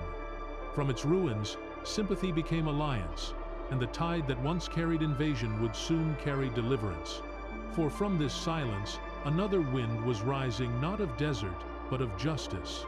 And it would come not from the south, but from the west, carrying sails of three nations bound by conscience. The fire that had burned the town would soon return to the sea, but this time it would not destroy, it would decide. Chapter 10. The Fire of Navarino. The sea that had carried tears now carried ships. Autumn 1827. The Aegean shimmered beneath a pale, forgiving light. The smoke of Missolonghi had faded into the sky, yet its memory lingered in the hearts of distant men who had never seen its ruins. Across Europe, conscience had awakened, and conscience, once awake, begins to move. Three nations listened to that call: Britain, France, and Russia. Different empires, different motives, yet drawn by a single whisper: enough. Enough of the slaughter. Enough of silence. Enough of a people left to die between diplomacy and indifference. So, they sent their fleets not in thunder, but in resolve, southward to the bay, called Navarino. Navarino is a curve of water sheltered by green hills, a cradle for storms. On its quiet mornings, fishermen once set their nets there, unaware that the same stillness would soon become legend. When the Allied ships arrived, their masts rose like a forest of iron and hope. British frigates under Admiral Codrington, French under de Rigny, Russian under Hayden, 45 vessels in all, their flags drifting in a wind too gentle for battle. Inside the bay waited the Ottoman Egyptian fleet, 60 warships, guns loaded, decks crowded with soldiers. The two forces faced each other across the still water, a silence so deep that the creak of a rope sounded like thunder. Neither side wished to begin. Both knew one spark would be enough. For hours they waited, the sun turning gold, then red. Sailors stood at their stations, muskets lowered, watching the reflections of clouds slide across the sea. Perhaps some thought of home. Perhaps some prayed. Even the gulls seemed to circle higher, afraid to break the calm. Then a shot. No one remembered who fired it. A musket from a Turkish boat, a spark on the powder deck, a moment too small for history to name. But that single echo tore through the silence, and the Bay of Navarino erupted into flame. Within minutes, smoke smothered the horizon. Ships turned upon one another at distances so close that voices could be heard over the cannon. Fire leapt from mast to mast. Splinters rained like hail. The air filled with the scent of salt and burning pitch. Yet through the chaos, the sea remained strangely calm, its surface unbroken, reflecting light and death together. The Greek coast watched from afar as the night became day. Fishermen anchored their boats and fell to their knees, for in the fire they saw not destruction, but deliverance. The empires of Europe, long content to watch, had finally chosen to act. When the guns fell silent, nearly the entire contentions, Ottoman Egyptian fleet was gone. The bay was a garden of wrecks, masts like blackened trees, sails sinking like autumn leaves. Of the Allied ships, few were lost. The battle had lasted barely 4 hours, yet it ended 4 centuries of submission. Admiral Codrington walked the deck of his ship as the smoke drifted westward. He said nothing. There was no triumph, only stillness. The strange stillness that follows when justice finally breathes. He ordered the wounded tended, friend and foe alike. In that mercy lay the true victory. Far above, the sky cleared. Evening fell softly over Navarino. The water, still warm from flame, glowed faintly under the stars. No songs were sung, no flags waved. Only the quiet lap of waves against hulls, the sea reclaiming what man had taken. Across Europe, bells rang. Painters hurried to their canvases. Poets wrote by candlelight. But for Greece, the news arrived like dawn itself. The people heard of Navarino and wept not in sorrow, but in recognition. The world had remembered them. Their silence had reached the farthest courts and hearts. The Ottoman Empire, stunned and humiliated, could no longer pretend dominion. Its fleet lay beneath the waves, and with it, the illusion of permanence. The Egyptians withdrew. Ibrahim's soldiers marched home through lands they had burned, and Greece, scorched and starving, began to feel the first breath of peace. The fire of Navarino was not revenge. It was revelation, the moment when the sea itself seemed to declare that no empire lasts forever. The same waters that once reflected the temples of Athens now reflected freedom reborn. By the time the stars faded and the first light touched the masts, the bay was quiet again. Ash drifted on the tide like snow, settling on the water that had seen gods, tyrants, and now redemption. And from that calm, a whisper rose, a whisper carried from ship to shore, from west to east. Greece lives. Chapter 11. The northern storm after Navarino. The sea grew quiet again, but quiet is never stillness. It is the moment before the next wind rises. The fire in the south had burned away the illusion of empire. Now, from the north, came the sound of marching slow, deliberate, unrelenting. The Ottoman Empire had lost its fleet, but not its pride. The Sultan's court in Constantinople whispered of betrayal, of Christians turned wolves, of Europe conspiring under the banner of mercy. And so, in fury, he proclaimed a holy war against the North, against Russia, whose heart had stirred at the suffering of the Orthodox Greeks. But the world was changing. The age of empires had begun to tire of itself. Every act of vengeance seemed smaller now. Every command of conquest echoed hollow against the weight of human conscience. In the winter of 1828, the Russian army crossed the Danube. It was not a swift invasion. It was the slow advance of inevitability. Columns of men in gray moved through snow and fog, their breath rising like ghosts. They carried with them the prayers of two nations, one ancient, one immense, bound not by treaty, but by faith. The campaign that followed was cold, brutal, and vast. Fortresses fell like frozen fruit, one by one, until the path to Adrianople lay open. The Turks fought with courage, but without conviction. They were tired. Tired of endless borders, tired of rebellions, tired of time itself. And when the Russian banners reached the outskirts of Constantinople, the Sultan, Mahmud II, realized what the storm had brought him. Not annihilation, but reckoning. For all its power, empire had become an echo, and in that echo, the name of Greece could be heard again. The Treaty of Adrianople, signed in the autumn of 1829, ended the war between Russia and the Ottomans. Its words were simple, its meaning profound. It recognized Greece not as subject, not as province, but as nation. The storm from the north had done what centuries of revolt could not. It had forced the old world to see the new. And so, the long silence of Greece finally broke in full, not with thunder, but with the rustle of parchment, the soft scrape of a pen signing the impossible into existence. The armies withdrew, the snow melted, and over the hills of the Peloponnese, spring came again, fragile, green, full of promise. The bells that once tolled for war now rang for weddings, for baptisms, for peace. In the villages, people began to rebuild. Stones carried from ruins became foundations for new homes. Olive trees, cut down in anger, sprouted again from their roots. The soil remembered kindness, even after centuries of grief. And for the first time in a lifetime of lifetimes, the Greeks spoke their names aloud without fear. The northern storm had passed, but its rain had washed something clean. It had shown that freedom, once spoken, can never be silenced again. Far away, in the courts of London and Paris, maps were redrawn. Diplomats argued over borders, kings over crowns. But in Greece, the people cared little for lines on paper. They cared for light, for the way the morning sun touched the white walls of their homes, for the way church bells echoed through valleys once filled with cannon fire.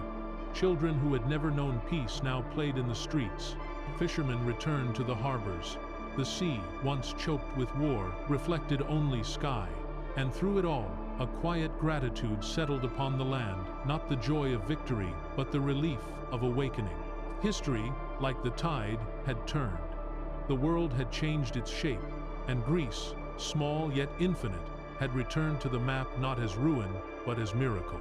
The northern storm had carried darkness across empires, and yet, when it cleared, the stars above the Aegean shone, as they had before, unchanged, eternal, watching a free land begin to dream again. Chapter 12. The Crown of Independence. After centuries of silence, after years of fire, the dawn finally came. It was not the loud dawn of victory, nor the swift arrival of peace. It came softly like sunlight through ruins, like breath returning to a tired heart. In 1830, the London Protocol declared what the world could no longer deny. Greece was free. The words were written in careful ink, on pages that trembled with the weight of centuries. Yet behind those quiet signatures lay the roar of every bell, every prayer, every tear shed since the first uprising. The long dream had awakened. But freedom, as it often does, came dressed in compromise. The new Greece was small, a fragment of what its people had fought for. Its borders traced the edges of the Peloponnese and a few islands. The north, still under Ottoman rule, waited in patience and longing. The nation was free, but not yet whole. Still, the miracle could not be dimmed. From village to village, the news spread like music carried on the wind. Fathers lifted their children and whispered, "You were born free." Old men, who had seen too many winters of war, sat beneath the olive trees and wept without shame. The bells of the churches rang again, not for warning but for thanksgiving. The allies who had once sent fleets now sent emissaries and crowns. They met in halls far from the Aegean, debating who would wear the new Greek crown. And so it was that a prince from distant Bavaria, Otto, only 17, was chosen to become Otto I, King of Greece. A foreigner, young and uncertain, sent to rule a land older than all his ancestors. He arrived at Nafplion in 1833, the city still smelling faintly of smoke and salt. As his ship entered the harbor, the people gathered along the shore, fishermen, monks, widows, children, faces carved by hardship, yet glowing with wonder. They watched as the boy king stepped onto Greek soil for the first time. He bowed low, and for a moment, the foreign prince looked less like a monarch and more like a pilgrim. There were no grand parades, no gold thrones or marble palaces waiting. The streets were narrow, the houses scarred, the air thick with the scent of rebuilding. But there was something greater, a shared silence, the kind that holds both exhaustion and gratitude. Otto walked among his new subjects. He saw men missing limbs, women who had buried husbands, children too solemn for their age. And he understood, this crown he wore was not a symbol of power. It was the weight of memory, handed to him by a nation reborn. The years ahead would not be easy. Greece, free but fragile, carried within it the fractures of its past, old rivalries, poverty, wounds that no treaty could heal. The fields were barren, the treasury empty, but the spirit of the people was immeasurable. They built schools where fortresses had stood, planted trees where battles had raged, and filled their songs with both joy and remembrance. The Parthenon, scarred by centuries, still watched from its hill. Children played at its base, unaware that the stones above them had seen both the birth and rebirth of their nation. The sea, eternal and forgiving, mirrored their laughter. And though foreign advisors whispered and kings abroad debated, Greece needed no interpreter. It spoke through the wind, the waves, and the language of endurance. Freedom, they discovered, was not a single moment. It was a rhythm, a slow heartbeat, something to be learned and lived with care. The people who had once fought in darkness now had to learn how to live in light. And light, though gentle, can blind those who have spent too long in shadow. Still, hope endured. Every sunrise over the islands felt like the first.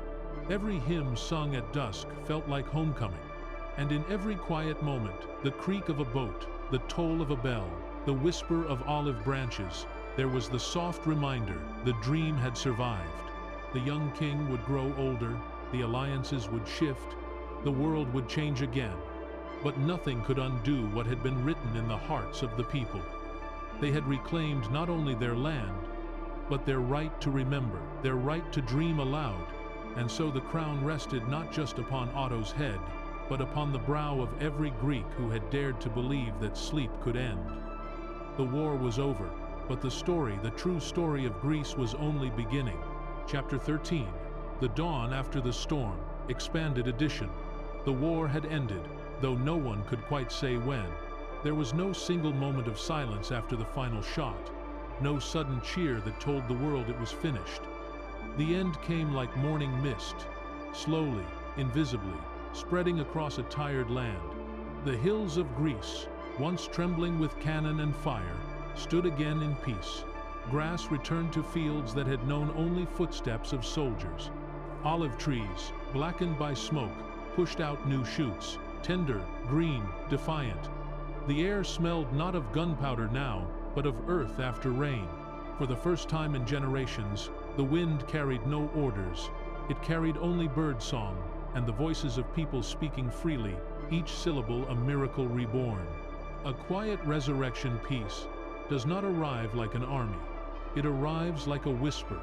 The Greeks, weary beyond words, did not greet it with celebration, but with stillness, the stillness of those who have seen too much and wish only to remember how to live. They began to rebuild not from ambition, but from instinct. Stone by stone, plank by plank, they remade their homes. Children gathered fallen bricks, their laughter echoing in courtyards that had once known screams. Mothers swept away ashes, not to forget, but to make room for what would grow next. The first spring after the war was quiet, as if even nature hesitated to move too quickly. Rivers that had run red flowed clear again. Fish returned to waters that had once reflected fire. The soil, tilled and blood-soaked, began to yield crops once more. Every stalk of wheat, every grape, every olive felt like forgiveness. Men who had carried muskets now carried plows. Their hands, rough with calluses of war, found peace in the familiar rhythm of work. They no longer measured time by battles, but by sunrise and harvest. And in that simple act, the turning of soil, they found healing. The weight of silence. In every village there were names missing, places at tables that would never again be filled. The dead outnumbered the living, but the living carried them forward. Stories replaced gravestones, songs replaced mourning. At dusk, when the bells rang for evening prayer, the air filled not with grief, but with gratitude. Each tone said, "We are still here." In Athens, the ruins of the Acropolis glowed softly under the returning Sunday. Goats grazed among broken columns. Children played in the shadows of marble that had seen both empires and eternity. And though the city was half a ruin, it felt alive again. Every stone, every echo seemed to breathe. We remember. The poets returned first. Some had fought, some had fled. They came back to write not of kings or victories, but of endurance. Their verses spoke of widows lighting candles at dawn, of fishermen repairing nets by moonlight, of the sea washing gently over wounds the world had forgotten. Their words spread across the new nation like seeds, and wherever they fell, they took root in classrooms, in homes, in the quiet spaces between generations. The rebirth of learning. When the fighting stopped, the people realized how much they had forgotten letters, numbers, the easy rhythm of learning. And so, in humble rooms lit by candles, teachers gathered children and began again. The alphabet returned to the blackboard like an old friend. The same letters that once wrote the words of Homer and the Gospels now shaped the simple names of those who had survived. Each lesson was an act of the faith that knowledge would outlast destruction.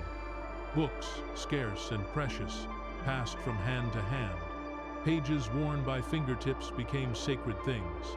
To read aloud was to reclaim something stolen, the voice of a nation once silenced. The faces of renewal in Nafplion, now the new capital, the streets were narrow and bright. Markets opened where barricades had stood. Vendors sold figs and olives beside stalls of clay and brass. Women carried baskets of bread, their laughter rising through the morning air like incense. Old soldiers sat beneath awnings, telling stories that grew softer with each retelling. They no longer spoke of enemies, only of comrades, and of the strange beauty of survival. On the islands, the ports were full again. Boats repaired from the wrecks of war bobbed on the water, their sails patched and sun-bleached. Names like Freedom, Hope, and Sophia were painted carefully on their bows. Each journey to sea was a small act of defiance, a promise that life would continue. In the highlands, shepherds returned to the slopes. The sound of their flutes echoed through the valleys, a melody older than memory. It was said that if you listened closely, you could hear in that music the same rhythm that once carried armies, now softened, now at peace. A country learning to wrest freedom, they found, is not simply the absence of chains. It is the quiet work of living without fear. It is planting without wondering if the harvest will burn. It is sleeping through the night without the thought of soldiers. The nights grew gentle again. Lanterns glowed behind windows. The scent of bread drifted through open doors. Families gathered around stories rather than strategies. And in those stories, children learned who they were. Not subjects, not rebels, but inheritors of endurance. In the fields beyond the villages, wildflowers grew where men had once fallen. Each bloom felt like a prayer, unspoken but understood. Even the wind seemed softer, as though afraid to disturb the peace it had so long denied. Memory as light. The people did not forget the war. They carried it with reverence, like a candle that must never go out. They spoke the names of the dead not in sorrow, but in gratitude. For through them, the living had learned the meaning of peace. At twilight, when the last light touched the mountains, families stood on their doorsteps and watched in silence. The horizon glowed gold and violet, the colors of endings and beginnings. Someone would hum a tune, an old song that every heart knew by instinct. Slowly, voices would join, one by one, until the valley filled with sound. A hymn not to gods or kings, but to life itself. The land, once broken, was whole again. Not perfect, not complete, but alive. And that, for Greece, was everything. The gentle future years would pass, children would grow, and the stories of revolution would fade into legend. but the lessons would remain that freedom is fragile, that peace requires tending, that even after centuries of night, the dawn always returns. Some said that when the wind moved through the olive groves, you could still hear faint voices, not cries of battle, but whispers of blessing. Perhaps it was only the rustle of leaves, or perhaps it was history itself, still breathing, still grateful. The dawn, after the storm had come, and in its light, Greece finally rested, not in forgetfulness, but in peace. Chapter 14. The lullaby of freedom night falls softly over Greece. The same stars that once watched empires rise, now look down upon a country reborn. Their light moves across marble and stone, across the silver leaves of olive trees, across the faces of those who rest without fear. The world, once loud with cannon and cries, is quiet again. The Aegean breathes in long, even sighs. The mountains stand like guardians of memory. Everything that was once chaos has become rhythm. Everything that was once pain has become song. Freedom, the dream that carried generations through darkness, now drifts through the air like a lullaby. It does not shout. It hums, steady and low, woven into the fabric of daily life. It is in the laughter of children on the streets of Athens, in the soft clang of church bells over the islands, in the whisper of a mother teaching her child the same ancient words her grandmother once whispered to her. It is in the quiet pride of an old man gazing at his land scarred, yet whole. The people have learned that peace is not an ending, but a practice, a slow weaving of time and tenderness. They live not in the shadow of their past, but in its light. Every scar holds the reflection of the flame that once burned for them. Every ruin, embraced by ivy, reminds them of what survived. On the hill of the Parthenon, the wind carries a familiar voice. It speaks not in words, but in feeling, a voice older than kings, softer than the sea. It says, "Remember. Remember who you were. Remember how you endured. Remember that freedom, once found, must be cared for gently, like a child asleep." The sea continues its song, the same song it sang to the ancient sailors, to the monks, to the rebels who once cast fire into its depths. It sings now not of battle, but of belonging. Every wave carries memory. Every tide returns home. And as the moon climbs, the land grows still. The olive trees sway. The villages glow faintly in the night. Somewhere, a shepherd hums a tune that could be from any century. It is the same tune that guided his ancestors through silence and storm, the same melody that has outlived empires. Freedom's song is never finished. It changes with each generation, but its rhythm remains steady, human, kind. Greece sleeps beneath it now, not in chains, but in peace. The centuries have folded into one long breath, a sigh of release, a whisper of remembrance, a prayer for tomorrow. And if you listen closely, beyond the waves and the wind, you can still hear it, a voice as gentle as the sea, as old as time, singing softly through the night. This is the dream that endures. This is the song of those who waited. This is the lullaby of freedom.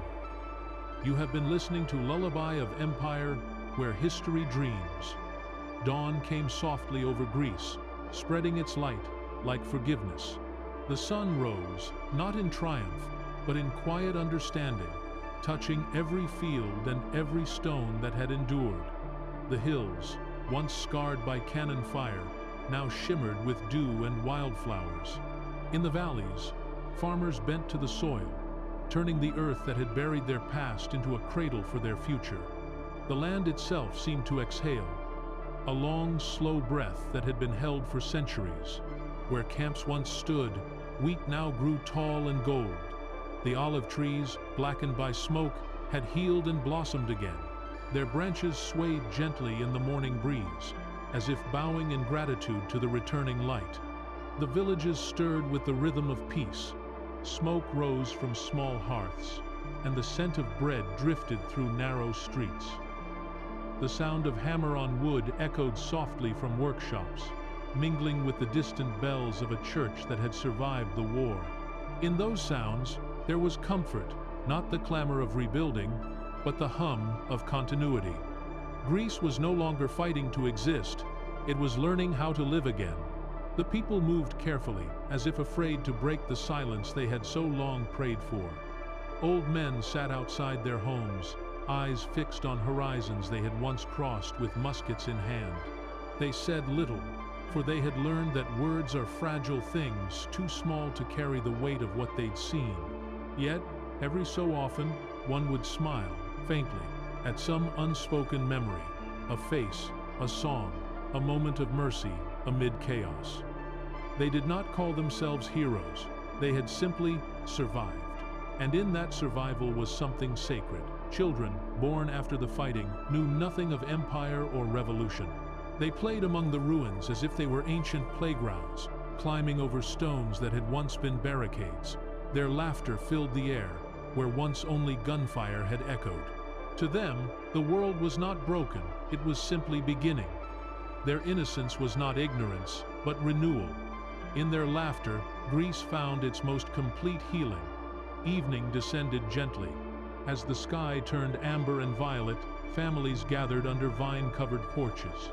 They ate together olives, bread, figs, and wine, their conversations soft and unhurried. Music drifted through the villages, a violin sighing, a drum keeping time, voices weaving through the air like threads of memory. The songs were not about war anymore. They were about love, about harvest, about the strange beauty of having survived. The melodies traveled through open windows, over the hills, and into the sea breeze, where they faded into the hum of crickets and the hush of the night. The land glowed beneath the moon. The fields stretched endlessly toward the horizon, each one a testament to resilience. The people no longer measured their days by victories or losses, but by the slow miracle of growth, of crops, of families, of hope. They had learned that peace was not a prize to be claimed, but a rhythm to be kept. Freedom was not loud or glorious. It was the quiet ability to sleep without fear and wake without mourning. At the edge of a field, a farmer looked up from his work. His hands were rough, his back bent, his clothes worn thin, yet his heart was light. The wind rustled through the wheat, making it shimmer like water. He thought of those who had fallen, of friends and kin who had not lived to see this peace, and he whispered to them in the breeze, telling them that their struggle had not been in vain. The soil they had defended now carried life again. Their sacrifice had become roots. The stars appeared one by one, glittering above the mountains that had witnessed centuries of rise and ruin. The night was deep, but it no longer frightened anyone. It was simply the world resting. Somewhere, a shepherd played a flute, the melody winding softly through the air. It was an old song, older than the war, older than memory, but now it sounded different, gentler, as though even the notes had found peace. In the distance, the Aegean shimmered under the moonlight. Its waves lapped quietly against the shore, reflecting a world finally at ease. The sea had seen everything: conquest, empire, blood, and loss, yet it had remained constant, patient, eternal. And now, for the first time in living memory, it seemed to sing not of sorrow, but of serenity. The fields of tomorrow were wide and waiting. They were the open pages of a new story, one written not in smoke or steel, but in patience, kindness, and the endless work of living. Greece, once torn apart by fire and empire, was whole again, not in power, but in peace. And under the stars, the land dreamed quietly of what would come next. Not war, not glory, but life steady, honest, and free. Chapter 15. The fields of tomorrow dawn returns again, as it always does. The light creeps slowly over the hills, spilling through the valleys where peace has taken root. It moves over terraced vineyards, over flocks that wander the slopes, over rivers that once ran red, but now reflect the gold of morning. The land breathes. The wounds of war have not disappeared. They have softened, like scars that no longer ache. In the distance, the bells of small churches ring, each one slightly out of rhythm, like the heartbeat of a land learning to live again. Greece, young and uncertain, begins to build its future, not with armies, but with patience. The old heroes fade into quiet farmers. The rebels become teachers, carpenters, dreamers. The same hands that once fired, muskets now mend nets and shape wood. Each gesture is an act of creation, a small defiance against the centuries that tried to erase them. The people till the earth, and the earth, faithful as ever, gives back. Grain grows tall where camps once stood. The scent of time drifts through the air, mingling with the salt from the sea. Children run through the fields. Their laughter, a new kind of song, the sound of a nation finally breathing without fear. At the edge of the fields, old men sit and watch the horizon. They do not speak much. They have seen too much to waste words.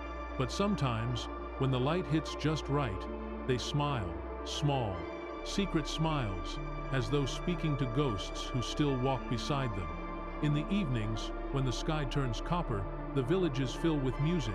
A violin sighs, a hand drum keeps time, and voices rise in songs that speak of love and longing, not war. The melodies drift across the plains, fading into the quiet rhythm of crickets and wind. There is a sweetness in the air, not the sweetness of victory, but of continuation. Life does not begin after peace. It returns to itself, slowly, like water finding its course again. As night settles, the stars gather above the mountains, the same stars that guided the rebels through fire and exile. They shine now on a quieter world, a world that has learned to honor both its pain and its peace. And beneath them, in the hush of the Greek countryside, the land dreams not of empires or wars, but of harvest, of laughter, of children who will grow up never knowing the sound of a cannon. The fields of tomorrow stretch out under the moon, wide and waiting, like pages of a new story yet to be written. Chapter 15. The Fields of Tomorrow. Narrative form. Dawn came softly over Greece, spreading its light like forgiveness. The sun rose not in triumph, but in quiet understanding, touching every field and every stone that had endured. The hills, once scarred by cannon fire, now shimmered with dew and wildflowers. In the valleys, farmers bent to the soil, turning the earth that had buried their past into a cradle for their future. The land itself seemed to exhale a long, slow breath that had been held for centuries. Where camps once stood, wheat now grew tall and gold. The olive trees, blackened by smoke, had healed and blossomed again. Their branches swayed gently in the morning breeze, as if bowing in gratitude to the returning light. The villages stirred with the rhythm of peace. Smoke rose from small hearths, and the scent of bread drifted through narrow streets. The sound of hammer on wood echoed softly from workshops, mingling with the distant bells of a church that had survived the war. In those sounds, there was comfort, not the clamor of rebuilding, but the hum of continuity. Greece was no longer fighting to exist. It was learning how to live again. The people moved carefully, as if afraid to break the silence they had so long prayed for. Old men sat outside their homes, eyes fixed on horizons they had once crossed with muskets in hand. They said little, for they had learned that words are fragile, things too small to carry the weight of what they'd seen. Yet every so often, one would smile, faintly, at some unspoken memory, a face, a song, a moment of mercy amid chaos. They did not call themselves heroes. They had simply survived, and in that survival was something sacred. Children, born after the fighting, knew nothing of empire or revolution. They played among the ruins as if they were ancient playgrounds, climbing over stones that had once been barricades. Their laughter filled the air, where once only gunfire had echoed. To them, the world was not broken, it was simply beginning. Their innocence was not ignorance, but renewal. In their laughter, Greece found its most complete healing. Evening descended gently. As the sky turned amber and violet, families gathered under vine-covered porches. They ate together olives, bread, figs, and wine, their conversations soft and unhurried. Music drifted through the villages, a violin sighing, a drum keeping time, voices weaving through the air like threads of memory. The songs were not about war anymore. They were about love, about harvest, about the strange beauty of having survived. The melodies traveled through open windows, over the hills, and into the sea breeze, where they faded into the hum of crickets and the hush of the night. The land glowed beneath the moon. The fields stretched endlessly toward the horizon, each one a testament to resilience. The people no longer measured their days by victories or losses, but by the slow miracle of growth, of crops, of families, of hope. They had learned that peace was not a prize to be claimed, but a rhythm to be kept. Freedom was not loud or glorious. It was the quiet ability to sleep without fear and wake without mourning. At the edge of a field, a farmer looked up from his work. His hands were rough, his back bent, his clothes worn thin, yet his heart was light. The wind rustled through the wheat, making it shimmer like water. He thought of those who had fallen, of friends and kin who had not lived to see this peace. And he whispered to them in the breeze, telling them that their struggle had not been in vain. The soil they had defended now carried life again. Their sacrifice had become roots. The stars appeared one by one, glittering above the mountains that had witnessed centuries of rise and ruin. The night was deep, but it no longer frightened anyone. It was simply the world resting. Somewhere, a shepherd played a flute, the melody winding softly through the air. It was an old song, older than the war, older than memory, but now it sounded different, gentler, as though even the notes had found peace. In the distance, the Aegean shimmered under the moonlight. Its waves lapped quietly against the shore, reflecting a world finally at ease. The sea had seen everything: conquest, empire, blood, and loss. Yet it had remained constant, patient, eternal. And now, for the first time in living memory, it seemed to sing not of sorrow, but of serenity. The fields of tomorrow were wide and waiting. They were the open pages of a new story, one written not in smoke or steel, but in patience, kindness, and the endless work of living. Greece, once torn apart by fire and empire, was whole again, not in power, but in peace. And under the stars, the land dreamed quietly of what would come next. Not war, not glory, but life steady, honest, and free. Chapter 16, Echoes of the Past. The years moved quietly, like a tide that had finally learned to rest. Greece no longer lived in the rhythm of war, but in the rhythm of remembrance. The fields had grown full again, the villages rebuilt, the laughter of children echoing where soldiers once marched.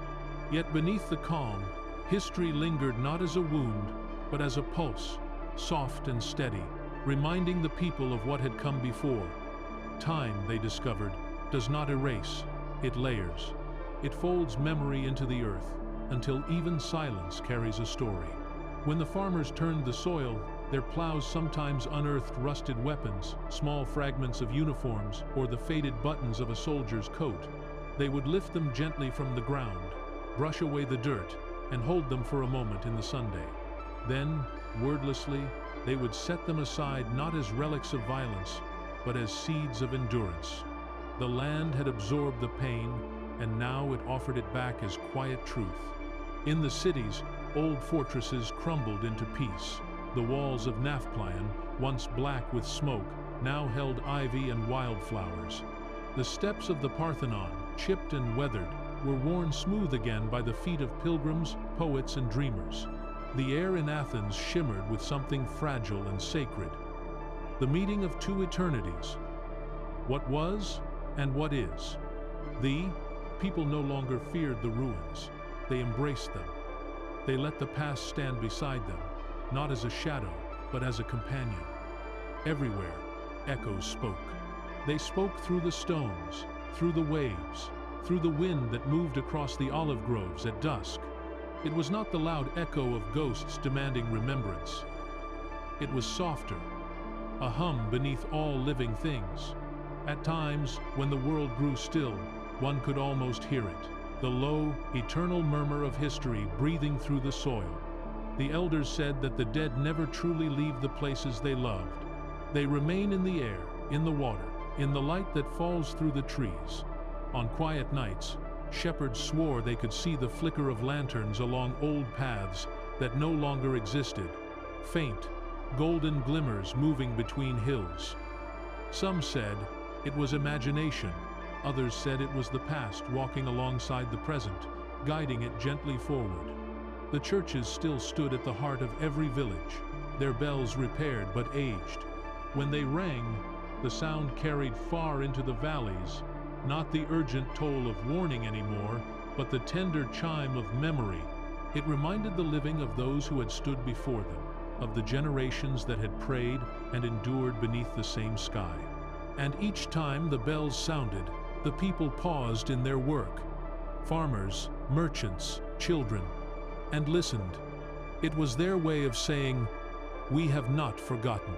In the evenings, when the air cooled and the horizon blushed with sunset, families would gather in courtyards.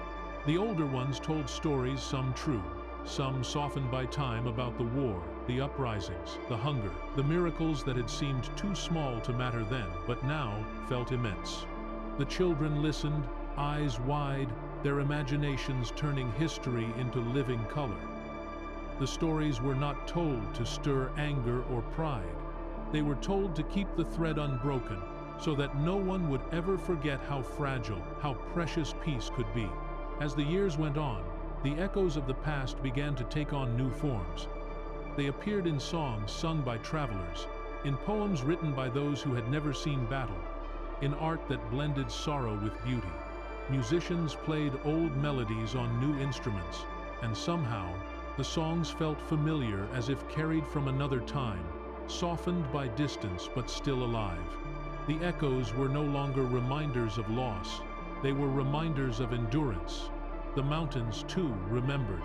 Their peaks had watched centuries unfold. Their valleys had caught every cry and every prayer. Now they stood serene, dressed in mist and pine. When the wind moved through them, it carried voices not of warriors, but of ancestors, whispering blessings. The people who lived near them swore that the mountains had souls, and that they could feel gratitude. In the heart of Greece, near a quiet river, a small monastery kept a flame that had burned for centuries. The monks who tended it said it had never gone out, not through wars, not through storms. They called it the fire of continuity, a flame that belonged to no one, yet belonged to everyone. Pilgrims came to see it, to stand in silence before its light. Many wept without knowing why. It was not sorrow that filled them, but recognition, a sense that they, too, were part of something ancient and unending. As night fell, the echoes grew softer, fading into the breath of the land. The sea glimmered beneath the stars, reflecting the sky like a mirror of memory. Waves touched the shore in slow rhythm, whispering stories in a language only time could understand. The wind, the earth, the water, all of it spoke, all of it remembered, and the people listened. They listened not with fear, but with peace. The echoes of the past no longer haunted them. They guided them, a gentle reminder that every step forward is built upon the footprints of those who came before. The living and the dead were no longer separate. They existed together in balance, in gratitude, in song. Greece had found a new kind of freedom, not only the freedom of borders and crowns, but the freedom of acceptance. To live alongside memory, without pain, to walk among ruins, without sorrow, to carry the past like a lullaby, a tune that hums beneath every breath, reminding the heart that it has survived. The echoes of the past were everywhere now, in the wind through the trees, in the hush of the waves, in the quiet strength of those who had learned to endure, and in the stillness of night, as the stars gathered over the sleeping land, the echoes became one with the silence, not vanishing, but joining it. And that silence, that endless, tender stillness, became the music of a nation finally at peace with its own story. Chapter 17. The Hands of Time. Time moved slowly now, like sunlight crawling across the walls of old stone houses.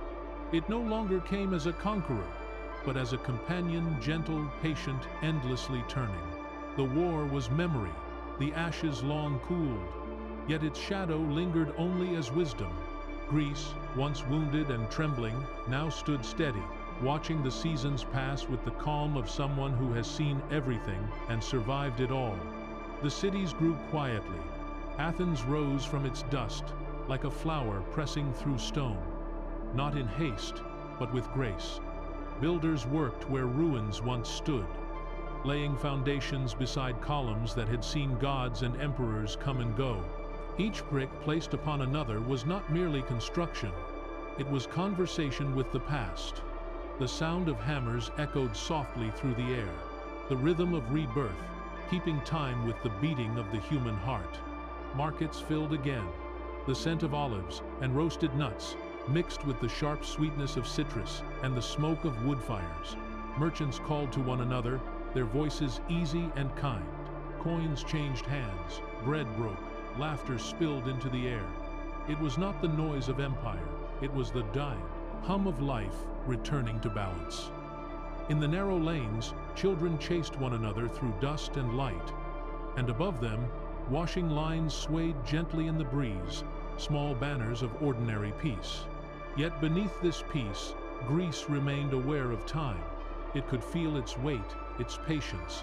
The old temples on the hills still watched the city like wise elders, their marble faces softened by centuries of wind. Even broken, they were beautiful. They reminded everyone that perfection was not required for greatness, that endurance itself was a kind of glory.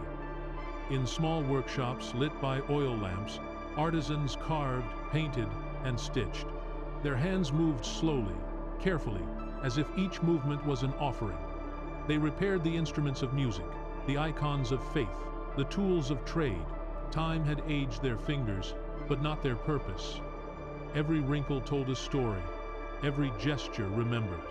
It was said that the hands of a Greek craftsman never truly forgot the motions of his ancestors, as if muscle and memory had conspired to preserve the old ways within each touch. In the countryside, the rhythm was slower still. Farmers watched the sky, reading its moods as their fathers had. Shepherds guided their flocks along ancient paths, singing low songs that drifted across the hills. Women gathered herbs from the edges of fields, their baskets filling with the scents of mint, thyme, and lavender. Time moved differently here, measured not by clocks, but by sunlight and shadow, by the tilt of the moon. The people knew that progress did not mean forgetting. To move forward, one must walk with memory beside them. In the evenings, as lamps flickered to life and the first stars appeared, families gathered in courtyards beneath grapevines, heavy with fruit. They spoke of the world changing beyond their borders, of railways in far countries, of machines that could speak, of books being printed faster than the eye could read. And though they were curious, they did not rush. The Greeks had learned the value of time, that what grows slowly lasts longest, and that the hands that build too quickly forget the feel of the earth. The sea, as always, was the great observer. Ships now sailed farther, their sails stitched with the hopes of a new generation. Trade routes opened, connecting Greece again to the world that had once envied it. In foreign ports, sailors told stories of their homeland, of the light, the food, the songs, and strangers listened, drawn to the idea of a place both ancient and alive. Thus, the world rediscovered Greece not as ruin but as rhythm, as spirit, as song. Artists returned. They came from abroad, painters, poets, architects, to see the land where civilization had once taken its first breath.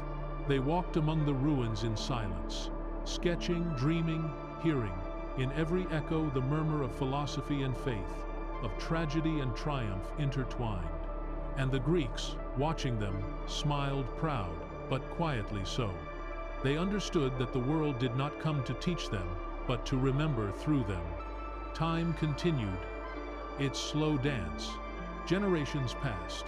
Children became parents. Parents became memories. And yet the pulse of the nation remained unchanged. The same lullabies were sung to infants under the same stars that had witnessed revolutions and prayers. The same sea carried both fishermen and philosophers alike. The same mountains held their secrets in stone. And through it all, time's hands never stopped moving, not to erase, but to refine. It polished what was rough, softened what was harsh, and carried the people gently forward. They no longer feared it. They walked in step with it, knowing that time, like the sea, could destroy or cradle depending on how one listened. As night fell across the land, the cities glowed softly, their lights scattered like candles across a vast dark cloth. The wind from the mountains mingled with the salt of the Aegean. It was as if the breath of history itself still moved through the streets, reminding the people that they were both ancient and new, a nation standing at the intersection of eternity and morning. And so, beneath the stars, Greece dreamed again, not of conquest, not of empire, but of balance. The hands of time moved onward, but they left no scars, only touch, only memory, only the gentle reminder that even eternity must pause sometimes to listen to the sound of peace. Chapter 18. The Light of the Aegean. The sea had always been there before the wars, before the kingdoms, before even the first name was spoken. It watched, and waited, and reflected. When Greece was enslaved, it whispered freedom. When Greece was free, it whispered memory. Now, in the age of peace, the Aegean became its truest self. Again, not battlefield, not border, but mirror. At dawn, the light moved across the water like breath. It shimmered in silvers and blues so pure that even the clouds seemed humbled. Fishermen pushed their small boats from the shore, their oars dipping soundlessly into the glassy sea. The same families who had once fled across these waters now sailed upon them again, not in fear, but in gratitude. The sea that had carried exiles now carried homecomings. The Aegean had many moods, calm as a sigh one morning, wild and restless the next, its winds shifting with the temper of time. But the Greeks understood it. They always had. The sea was not an obstacle to them, it was a language, a conversation between human endurance and eternal motion. To live beside it was to live beside infinity. In the harbors, life returned with color and scent. Fishermen called to one another, hauling in nets, heavy with silver fish. Their voices mingled with the cries of gulls and the creak of wooden masts.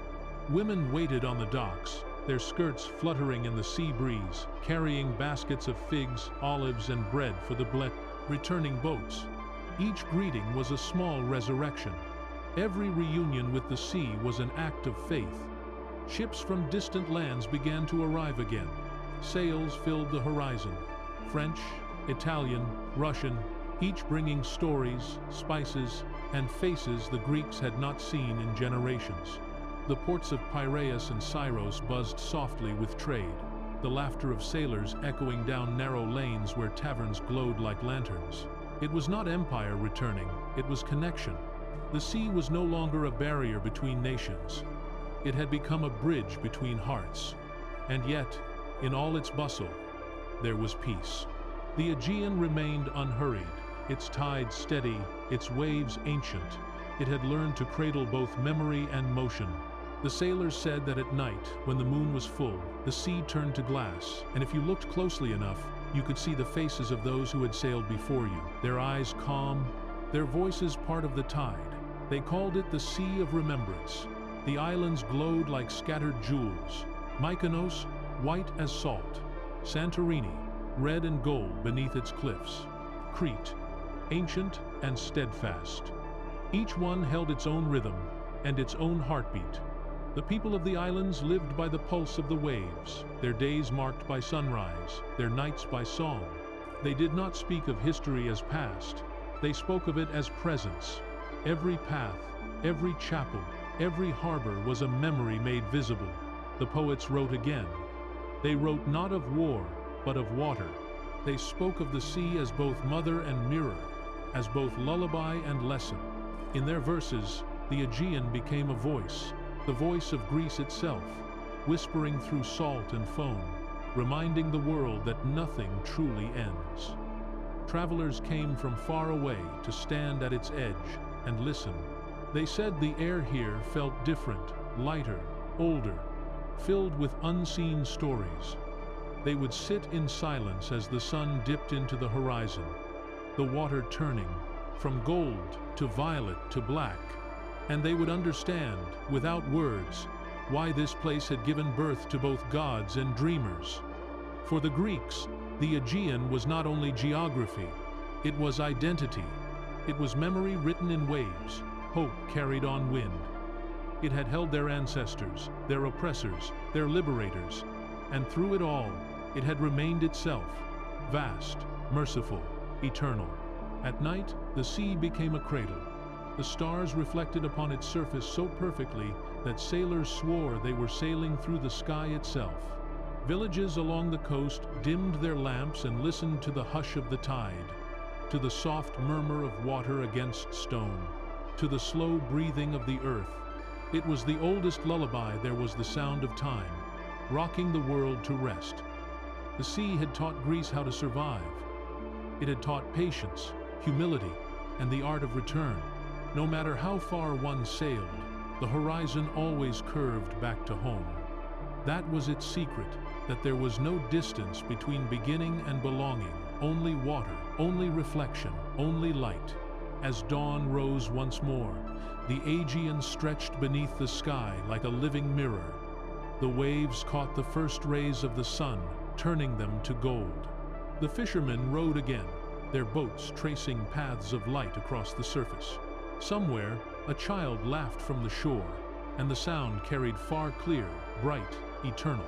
And in that moment, the sea seemed to answer. It lifted the sound, carried it gently outward, and whispered it back to the land. A single promise, as old as history itself. All that drifts returns. Chapter 19. The silent Acropolis night has fallen over Athens. The noise of the day has faded into the hum of distant lamps and soft conversation. Shadows stretch across narrow streets, and from the highest point of the city, the Acropolis stands bathed in silver light. It has stood here for millennia, a crown of stone, a memory made solid. The marble glows under the moon, each column holding the weight of centuries without complaint. It has seen philosophers and soldiers, poets and tyrants. It has watched empires rise and fall like waves breaking upon its hill. And now, in the calm of this peaceful night, it watches again quietly, endlessly, as if waiting for history itself to exhale. Wind moves through its ruins, carrying whispers in languages long forgotten. Sometimes it sounds like voices, sometimes like the sea far below. The people of Athens call it the breath of the gods. To walk among these columns at night is to feel the presence of every age at once.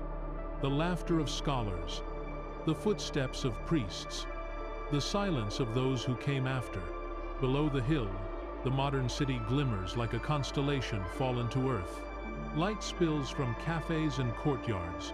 Music drifts through open windows, the rhythm of life pulsing through streets that have known both ruin and rebirth. But up here, above it all, there is stillness. The air feels older. The stars seem closer. It is as if time itself pauses to listen. The Parthenon stands half broken, half eternal. Its stones bear the marks of every hand that has ever touched them. Builders, invaders, restorers, pilgrims, each scar, each missing piece, is part of its perfection. It no longer needs to be whole to be holy. It simply endures, and in endurance, it becomes truth. Visitors come, even at night. They move softly between the pillars, their footsteps echoing like distant rain. Some whisper prayers, some take photographs, some simply stand in silence. But all of them, for a moment, feel the same smallness, the beautiful kind that reminds a soul of its place in the great unfolding of time. The moonlight touches the friezes, the carved figures frozen in movement, horses that will never gallop, gods that will never speak again. And yet, they are alive in another way. The light brings them breathing room, as if each shadow were a heartbeat. In this quiet, even stone seems to dream. Far below, the hum of the city continues, a whisper of modern Athens, the living descendant of everything this hill once represented. There are no more orators or kings, no temples to empire, but there are poets, painters, children, lovers, each one carrying a spark of the same eternal wonder. The Acropolis does not look down in judgment. It simply watches. It remembers. It listens to the present as patiently as it once listened to the past. The city beneath it is no longer ancient, but the spirit that built it still moves quietly through the air. When the wind shifts, you can almost hear them, the faint sound of chisels against marble, the murmur of a crowd waiting for a play to begin, the echo of sandals on stone. These are not ghosts, but echoes of purpose, the residue of creation that refuses to fade. The night deepens. The stars scatter like spilled salt across the sky. From the nearby hills, the lights of the city flicker in rhythm with the constellations. It is impossible to tell where heaven ends and earth begins. Perhaps the Greeks once thought they were never separate at all. Somewhere in the darkness, an owl calls a creature sacred to Athena, goddess of wisdom. Her presence lingers here, not as myth, but as quiet knowing. The air feels watchful, awake. Every stone seems to hold an understanding too deep for words, that all things end, and yet nothing is truly lost. The Acropolis stands in silence, but its silence is not emptiness. It is fullness, a stillness made of every voice that has ever passed through it. Even broken, it speaks. Even in ruin, it lives. And for those who pause to listen, it offers the gentlest lesson, that strength does not roar, it endures. As midnight passes, the moon drifts westward, and the columns grow dim, turning from white to gray to shadow. The wind softens, the voices fade, the city sleeps, and yet the Acropolis remains, standing not as monument, but as memory, a song without sound, a prayer without words. Tomorrow, light will return. The stones will glow again, and Athens will wake beneath them, carrying on, as it has always done with life, with laughter, with the quiet dignity of survival. But for now, in this hour between worlds, the Acropolis dreams. It dreams of the poets and builders who gave it shape, of the centuries that carried its name, of the stars that have never stopped watching. Its dream is the dream of Greece itself, endless, gentle, patient, true, and somewhere in the whisper of wind and marble, you can almost hear it breathe a single eternal sigh that says, "We are still here." Chapter 20. The poet and the stone narrative form. Morning came slowly to Athens. The first light touched the Acropolis and spilled down into the city like a blessing, turning marble to honey and shadow to gold. The streets were quiet, the air soft with the scent of coffee and bread. From balconies hung the white linen of the day before, swaying lazily in the breeze. And below that, life moved at its own unhurried rhythm, footsteps on cobblestone, a shopkeeper sweeping the dust from his doorway, a child running with a loaf of bread under one arm. The war was long past, but its echo still hummed beneath the surface, not as sorrow, but as strength. Greece had entered a new century, one of rebuilding and rediscovery. The people had found their peace, but now they sought meaning. They wanted to remember who they were, and what their freedom was for. And so they turned once more to what had always saved them: words, art, song. The poets were the first to feel it. They walked among the ruins, notebooks in hand, listening to the wind move through the broken columns. Somewhere in that sound, they heard a heartbeat, slow, steady, ancient. It was the same pulse that had once driven warriors to battle and philosophers to wonder. Now it spoke of gentler things, the endurance of beauty, the patience of stone, the quiet defiance of survival. They began to write not of gods or kings, but of the people, the farmer tilling his field, the mother lighting a candle for her child, the fisherman watching dawn rise over the Aegean. Their verses were soft and human, simple and infinite at once. They did not glorify, they observed. They captured the grace of the ordinary, the sacredness of continuity. One poet wrote of the ruins themselves. He said, "Stone remembers better than man." He meant that the marble, though cracked and weathered, still held its purpose. Every line, every groove, every broken edge was a syllable in the language of endurance. He would sit for hours at the base of a fallen column, his hand tracing the surface until dust covered his fingers. When he looked up, the city stretched before him, modern, alive, yet carrying the same soul as the stones behind him. It was as if the past and present were two mirrors, facing each other, reflecting endlessly. Painters joined the poets. They carried canvases up the hill, capturing the way light slid across the ruins. No 2 hours looked the same. The dawn was blue and trembling, noon was blinding white, evening was a fire slowly cooling to amber. They tried to paint not what they saw, but what they felt. The stillness of centuries, the humility of endurance, the fragile majesty of what remains. The city watched them work and began to understand. It realized that its beauty was not in perfection, but in imperfection made holy by time. Every crack in the marble, every missing piece, was a story. And so, the people stopped trying to repair everything. They began to preserve. Instead, not to erase the past, but to carry it forward. Schools were built near the ruins, where children learned both modern science and ancient philosophy. They studied the same language that once echoed through the agora, and with every lesson they bridged 1,000 years. They learned that to rebuild a country, one must also rebuild its imagination. In cafes and shaded courtyards, writers debated what it meant to be modern and Greek at once. Some said Greece should look to the West, to progress, to machinery, to speed. Others said Greece should look inward, to memory, to sea, to light. But in the end, it was neither argument nor answer that defined them. It was the silence between, the balance between progress and peace, the acceptance that they could be both ancient and new. Music returned to the streets, not the grand marches of war, but the small, tender melodies that rose from guitars and flutes in the twilight. Songs of longing and love drifted through the alleys, filling the spaces where words could no longer reach.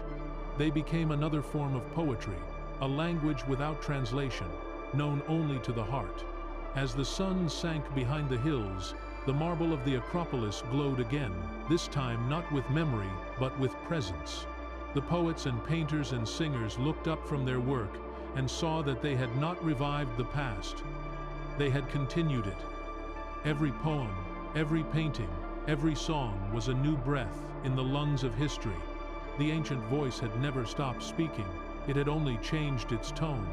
Night deepened, and the city lights flickered on, their golden glow mirroring the stars above. From a terrace near the foot of the hill, a young poet sat and wrote by candlelight. His words were simple. We have built our homes upon the ruins of time, but we sleep soundly. For even in the cracks of marble, light finds its way through. He blew out the flame and watched the smoke curl upward, joining the air of the timeless city. Somewhere above him, the silent columns stood guard, their shadows stretching long into the night. The poet smiled. He understood now that to write, to paint, to sing in this land was to speak with eternity. That art was not escape, it was remembrance made gentle. The stone would endure, and so would the song. And in that quiet harmony between past and present, between poet and stone, Greece slept peaceful, radiant, dreaming of tomorrow. Chapter 21. The children of light morning rose again over Greece, clear and golden. The light moved slowly down from the mountains across the plains, touching rooftops and olive trees with its quiet hand. It fell upon courtyards where mothers washed clothes, upon classrooms filled with laughter, upon the marble ruins that gleamed softly in the sunday. The war was now a story. The old soldiers were grandfathers, their scars turned into tales told by the fire, and the children listened, not in fear, but in wonder. They were the first to be born entirely into peace. They did not know hunger or occupation. They did not wake to the sound of cannon fire. Their lullabies were songs of the sea. Their games played in the shadow of ancient stones that no longer frightened anyone. They learned to walk among history as easily as they walked among flowers. For them, the past was not heavy. It was the ground beneath their feet. Schools stood where fortresses had once loomed. Their walls were white, their windows wide to the morning air. Inside, children read poetry aloud, their voices rising and falling like the rhythm of the waves. They recited lines of Homer and Sappho, but also new verses, poems written by living hearts, words that spoke of light and renewal. The teachers, many of them the children of those who had fought for freedom, smiled as they listened. In every word, they heard the echo of victory, not of battle, but of endurance. The children learned more than letters. They learned the language of belonging. They learned that the stones of their city were alive with memory, that the sea was not a border but a friend, and that peace itself required care like a garden that must be watered with kindness. Each lesson was simple, but sacred. Each day began not with pride, but with gratitude. In the evenings, the villages glowed with a gentle hum. Fathers mended nets or polished tools, while children sat by their sides, asking endless questions. Mothers baked bread, the smell of yeast and warmth drifting out through open doors. Neighbors gathered outside, sharing wine, sharing laughter. They spoke of crops, of weather, of small joys, and in those simple conversations, the idea of nationhood lived more deeply than in any speech or monument. Sometimes, when the older ones grew tired, they would point to the hills and tell stories. They would speak of the long struggle of the brave, the fallen, the forgotten, but they spoke softly, never in bitterness. The children would listen with wide eyes and quiet hearts, and when the story was over, they would look at the same hills, their shadows stretching across the land, and they would feel both awe and tenderness. The sea was their companion. Every child knew its taste, its sound, its moods. On clear mornings, they swam until their laughter became part of the horizon. On quiet evenings, they watched the sun melt into the water and the sky turn to bronze. They learned that time itself flowed like the tide, that everything returns, that even the darkest nights are followed by light. Festivals returned to the villages, not of victory, but of joy. Lanterns swung from trees, music filled the air. The young danced barefoot in the dust, their feet stamping new rhythms into the ground. They were not the children of conquest, they were the children of continuation. Their joy was unforced, pure, the kind of joy that comes only when a people have learned to rest. In the cities, too, life had softened. Athens glimmered beneath its marble crown, its cafes alive with voices, its streets threaded with song. The Bedtime, young poets sat by the water, writing lines about love, not war. Painters filled their canvases with color instead of smoke. The light of the Aegean had entered their souls, a light that did not fade, even after sunset. The old watched them and smiled. They saw in the children's laughter the fulfillment of every prayer they had whispered in the dark. They knew that peace was fragile, but they also knew it was alive. Alive in these young hands, these young hearts, that had never known the weight of a rifle or the silence of hunger. When the moon rose and the lamps were dimmed, the families would sit together under the open sky. The stars above Greece shone as they always had, patient, countless, eternal. Someone would hum a lullaby, and the night would soften even more. The children would fall asleep easily, their faces calm, their dreams untroubled. And in that stillness, the parents would listen to the sea, to the wind, to the distant hum of the earth, and they would think of the generations before them, of those who had given everything for this quiet hour. They would whisper a silent promise to the night, that they would guard this peace, that they would raise their children in its light, that they would never forget the cost of a quiet world. And as dawn began to glow again across the sea, the children stirred in their sleep, bathed in the same light that once guided heroes and philosophers. They did not yet know it, but they were the keepers of tomorrow, the children of light, born from centuries of darkness, destined to carry peace as their inheritance. Chapter 22. The Eternal Flame. There is a small flame that burns in every Greek church, monastery, and home. It flickers softly in front of an icon, beside a window, or in the corner of a quiet room. It does not draw attention to itself. It does not blaze or boast. It simply endures steady, faithful, patient, and in that endurance lies the story of a nation. Long before flags and borders, before kings and parliaments, there was the flame. It burned in caves where monks prayed during the dark centuries of empire. It burned in mountain chapels when the world beyond was in chaos. It burned aboard ships at sea, carried by sailors who feared the storm but trusted the light. Even in times when hope seemed to vanish, the flame never died. Someone, somewhere, always kept it alive. After the war ended and the new dawn arrived, the people lit their lamps again, not out of ritual, but remembrance. They carried the same flame that had watched over their ancestors. It was passed from candle to candle, generation to generation, as though saying, "You are not alone. You are never alone."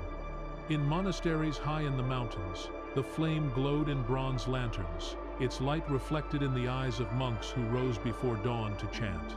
Their voices were low, their rhythms slow, the sound blending with the rustle of wind and pine. They did not sing for the world to hear. They sang to remind the sky that humanity still believed in grace. The flame beside them swayed gently with each breath, as if listening. In villages by the sea, families kept the same light burning. At sunset, a mother would strike a match and whisper a prayer. The children would watch the small fire take shape, its golden glow painting their faces in warmth. It was a simple ritual, but within it lived everything: gratitude, memory, love, continuity. They said that as long as the flame stayed lit, Greece would endure. And perhaps that was true, for every nation has its monuments, its armies, its anthems. But Greece had this, a small light that refused to vanish.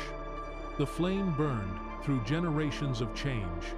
It burned when the cities grew loud with modern life, when electricity replaced candles, when the world began to move faster than the wind itself. Still, the people kept their small flame. They knew that progress could not replace presence. That light, no matter how it came, was only sacred when tended by the human hand. In Athens, a single lamp burned before the tomb of the unknown soldier. Its fire came from the same ancient source, carried carefully from a monastery miles away. Day and night, it flickered before the silent stone, a symbol not of victory, but of remembrance. Those who passed it paused, not to mourn, but to give thanks. They knew that the flame was not just for the fallen, but for the living, for those who carried the memory of peace within them. In the spring, when Easter came, the flame took to the roads again. From the Holy Sepulchre in Jerusalem, the holy light was carried by plane to Athens. At the airport, priests and pilgrims waited in the dark, their candles ready, their hearts still. When the first spark arrived, the crowd gasped, not for its brightness, but for its meaning. The light that had traveled through centuries and kingdoms had arrived once more. It would be shared across the land, riding trains and ferries, walking through villages and fields, touching every home, every altar, every heart. Each person received the flame and carried it carefully through the night, shielding it with their hands against the wind, their faces glowing in its tender warmth. In those moments, Greece felt whole again, one flame, one nation, one breath. It was not about religion alone, it was about endurance, the unbroken chain of spirit that had carried them through everything. The same flame that had burned in the darkness of occupation now burned in peace. The same light that once comforted the dying now illuminated the faces of children. And when the people reached home, they would carry the flame inside, crossing their door frames with reverence. They would light their own lamp from it, and then whisper a prayer before placing it beside an icon or photograph. Outside, the night deepened, but inside, the light remained. The flame would burn until morning, and sometimes longer days, weeks, even years. It needed tending, a small act, a drop of oil, a moment of attention, and that was the lesson. Peace, like a flame, must be cared for. It cannot survive neglect or arrogance. It needs humility, presence, devotion. So, the people kept it in their homes, in their hearts. The flame burned during births and weddings, through storms and stillness, through laughter and tears. It became a language that everyone understood, the same message spoken in every home, every island, every generation. We remember, we endure, we are light. The years would change everything else, the roads, the cities, the songs, but the flame remained the same.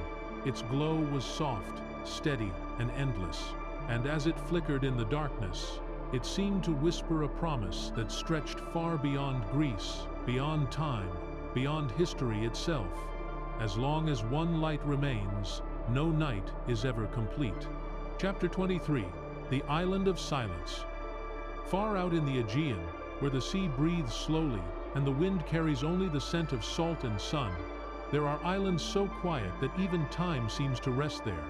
They rise from the water like fragments of a dream.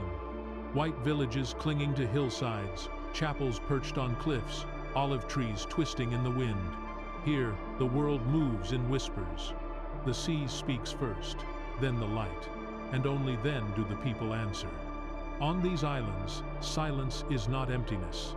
It is presence, soft, patient, full of listening. It is the sound of waves folding against the shore, of goats moving through dry grass, of a church bell marking the hour without hurry. It is the silence that comes after understanding, the kind that follows centuries of struggle, when the heart finally decides to rest. At dawn, the islands glow as if made of light itself. The sun rises slow and deliberate, gilding the sea until it looks like molten glass. Fishermen push their small boats from the coves, their oars dipping rhythmically into water, clear enough to see the reflection of the sky beneath. They do not speak.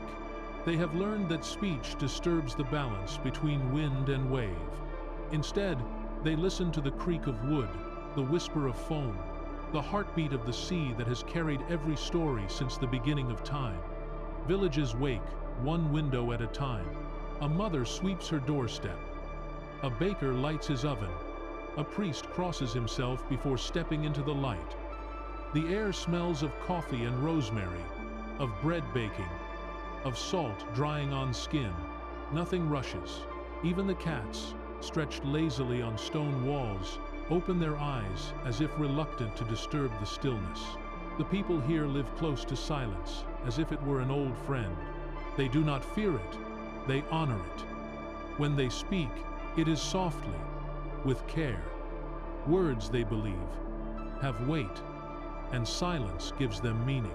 At midday, when the sun stands directly overhead and the world holds its breath, the island seems suspended in a dream. The sound of the sea fades into stillness, and even the wind bows its head. In the afternoons, the elders gather in the shade of fig trees. They sit in a circle, not always speaking, sometimes just watching the horizon. Their faces are lined with the years, not just their own, but those of their ancestors. They carry history not as burden, but as rhythm. One will tell a story in a voice as rough as driftwood. The others will nod, knowing it by heart. They do not interrupt. They have learned that wisdom ripens in silence. Children run between the trees, their laughter rising like birds. They chase one another through dust and sunlight, their bare feet leaving temporary traces on the earth. To them, the island is the whole world wide, endless, full of wonder. They will learn, as they grow, that the sea connects rather than confines. Every horizon they see is not an ending, but a beginning waiting in blue. When evening comes, the air cools and fills with sound, again, gentle, familiar sounds. The clinking of plates, the murmured greetings of neighbors, the low hum of prayer from the chapel. The sea turns violet, then silver, then black. Boats return to shore, lanterns swinging from their bows like stars descending to earth. Families eat together on terraces, beneath vines heavy with grapes. They speak softly, laugh quietly, and when they finish, they sit in content silence, listening to the night grow deep. Above them, the sky blooms with stars.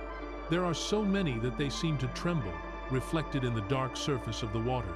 Somewhere on the island, a musician begins to play a single bouzouki, its notes slow and tender, rising like smoke into the night air. The melody drifts over the rooftops, across the sea, until it sounds like the world itself humming. It is said that on the smallest of the islands, ones without roads, without electricity, without noise, you can still hear the pulse of the earth at night. If you lie down on the sand, you can feel it beneath you, deep and steady, as though the planet itself were breathing in time with the waves. That is why the people of these islands sleep so easily. They trust the world. They trust the sea, the sky, and the silence between them. There is an island where the monastery bells ring only 3 times a day, once at dawn, once at noon, once at dusk. The monks move like shadows between olive groves and whitewashed walls, their sandals whispering on stone. They speak little, but their silence is full of prayer. When the evening bell tolls, they light candles, and the island glows with 100 small flames, each one a star fallen to earth, each one a promise kept. At night, the villages fade into stillness. The lamps go out, and only the sea remains awake, glittering under the moon. The air is cool, and the only sound is the soft breath of waves against rock. It is a silence so deep it feels sacred, a silence that holds not emptiness, but eternity. The people sleep easily. Their dreams are gentle, carried by the rhythm of the sea. And though centuries have passed since the first settlers built their homes here, the islands remain unchanged in spirit. They are places of peace, where the soul remembers what the world forgets, that stillness is not the absence of life, but its deepest form. When dawn returns, the cycle begins again. Light on water, footsteps on stone, the first sound of a bell.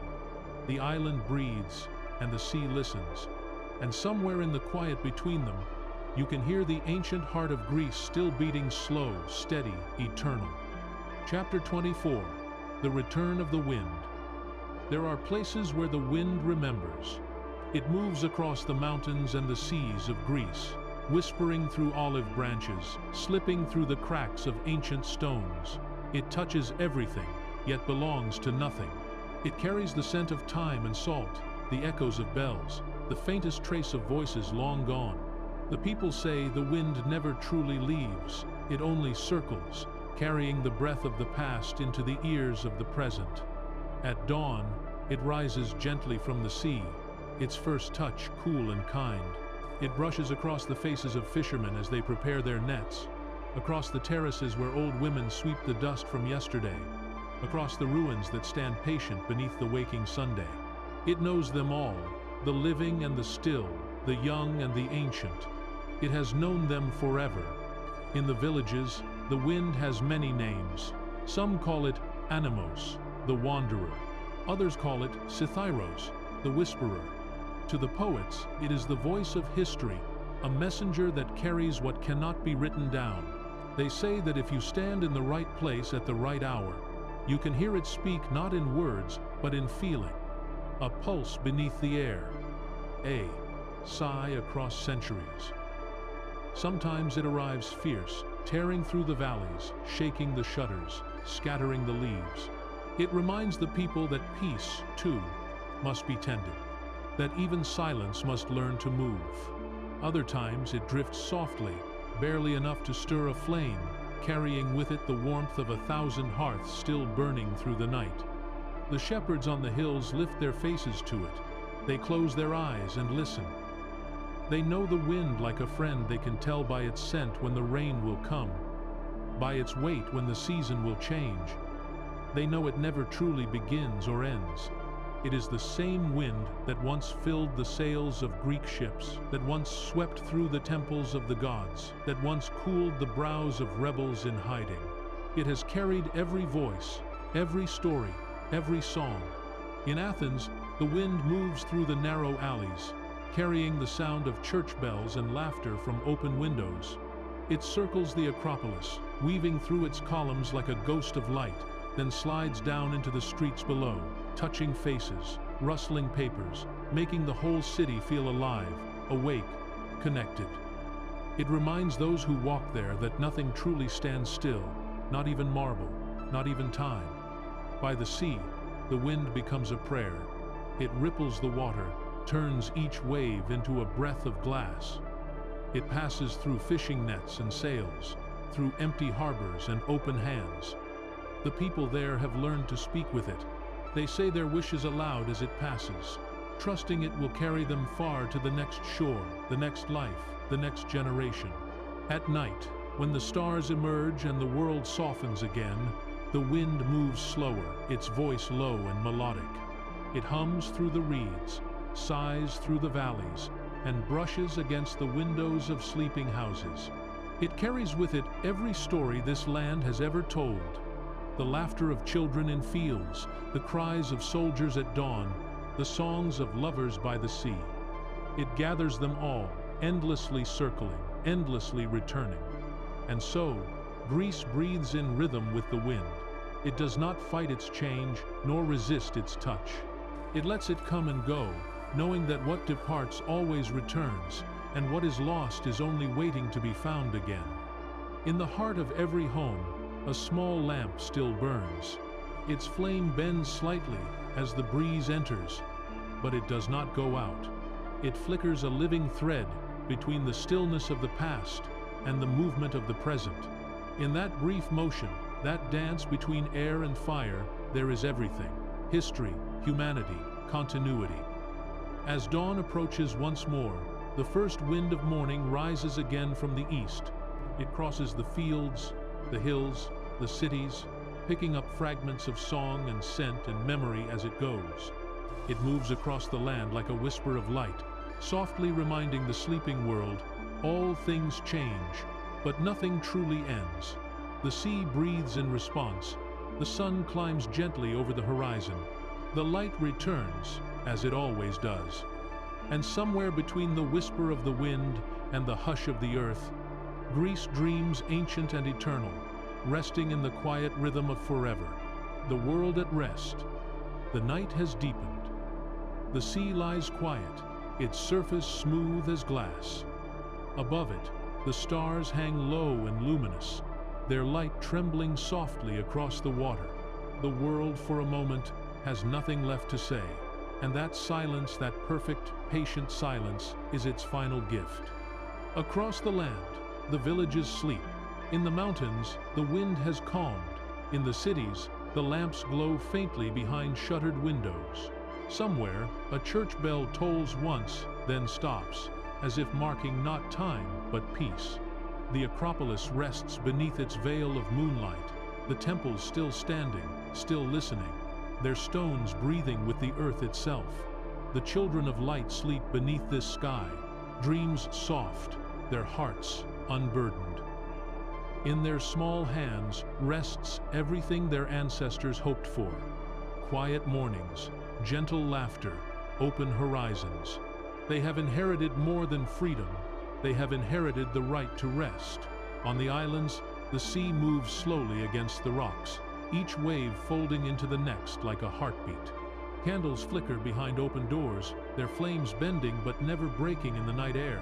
The scent of salt, pine, and jasmine drifts through narrow streets, carrying with it the memory of prayers whispered long ago.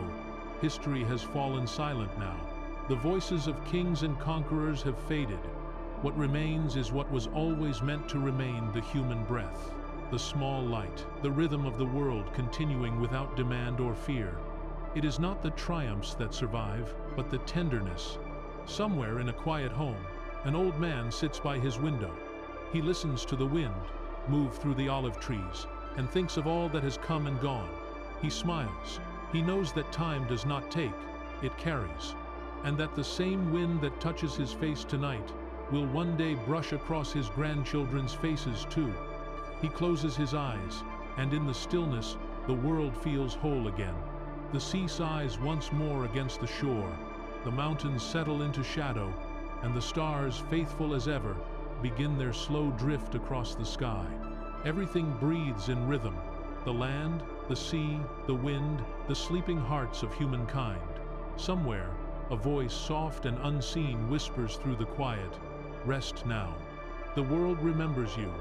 The light remains." The story continues.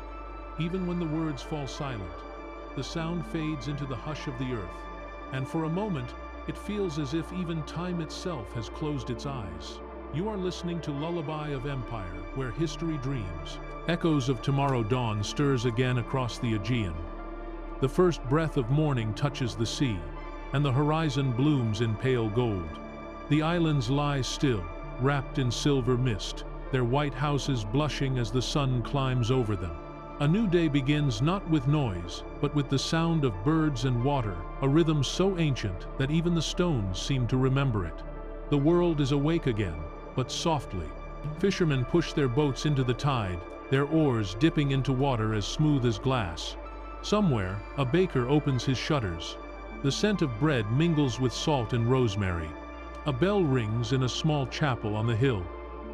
A single note, stretching through the morning air, reminding all who hear it that life continues.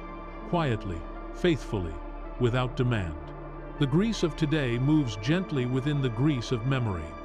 The old roads still wind between the same olive trees.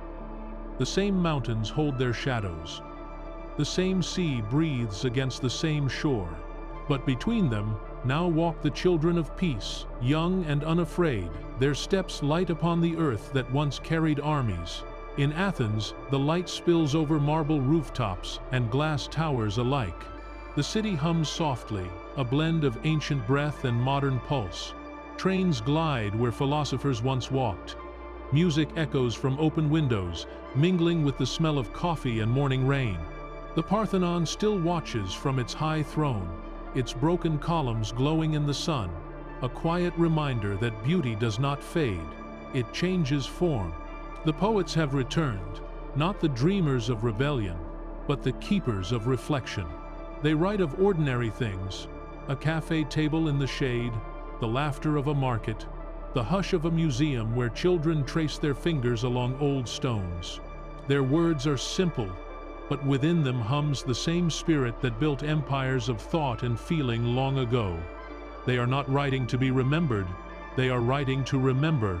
In the hills, the farmers work with the patience of centuries. Their hands are browned by sun, their eyes calm, their pace slow as the movement of seasons. They do not measure life by progress, but by harvest. They know that the land is a teacher, one that forgives, forgets, and renews. Each seed planted is a small prayer for continuity. Each harvest, a whispered answer. Along the coast, artists gather. They paint the same sea that Homer once described, but now, in shades of blue the ancients never named. They sketch harbors, faces, sunsets. They listen to the light before they paint it.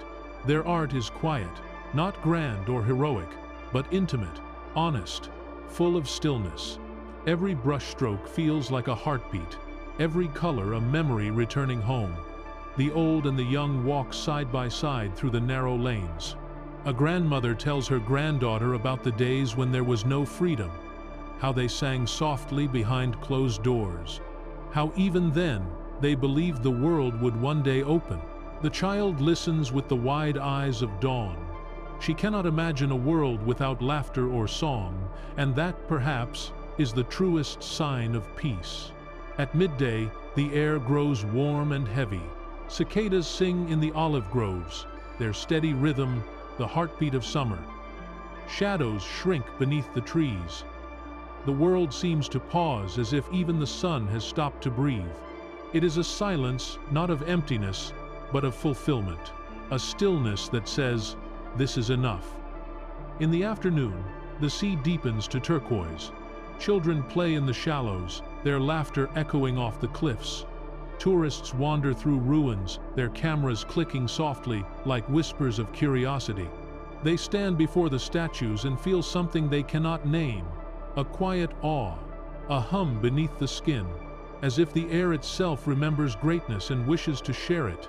In small museums, caretakers dust the relics of centuries, broken vases, fragments of tablets, coins, smoothed by time and touch. Each object is fragile, yet complete in its endurance.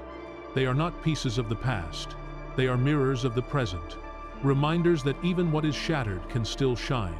As evening approaches, the cities glow again.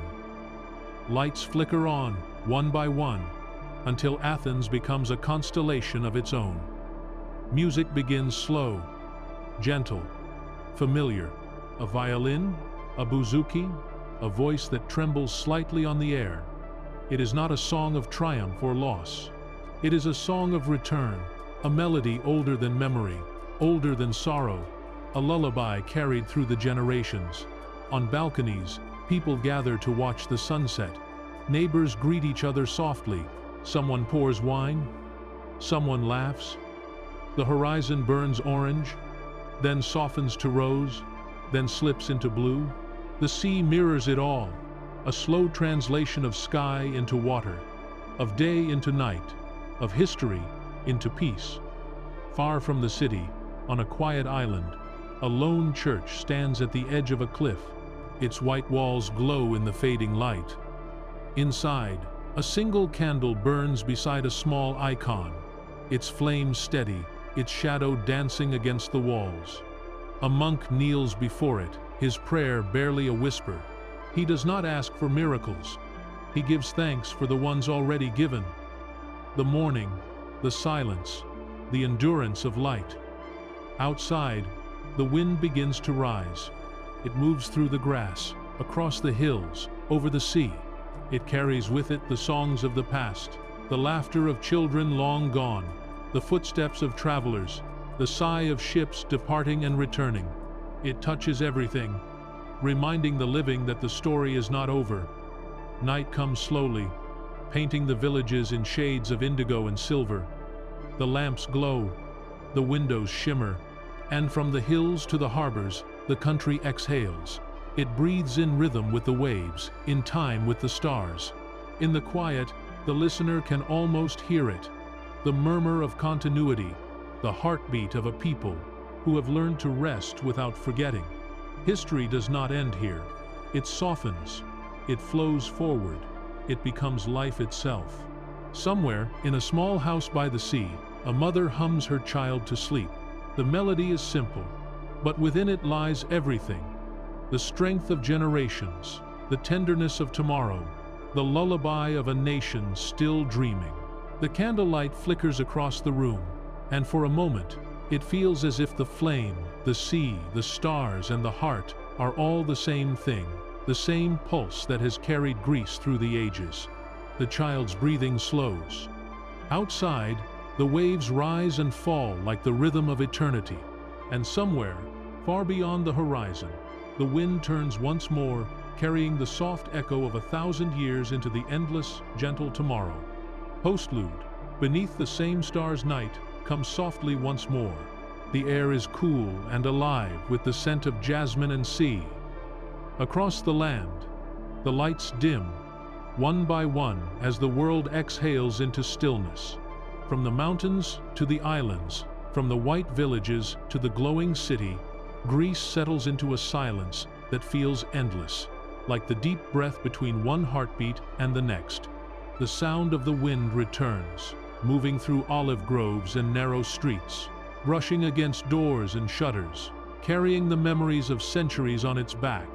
It moves like a spirit not seen, only felt a hand passing gently through time. The earth sighs beneath it, the waves rise and fall, and everything begins to move in rhythm with it once again. The stars are everywhere now. They hang above the Aegean like lanterns, reflected perfectly in the water below, as if the sky has doubled itself to keep the sea company. The moon, half hidden by cloud, casts a path of silver across the waves. In small harbors, boats rock gently, their ropes creaking in the quiet.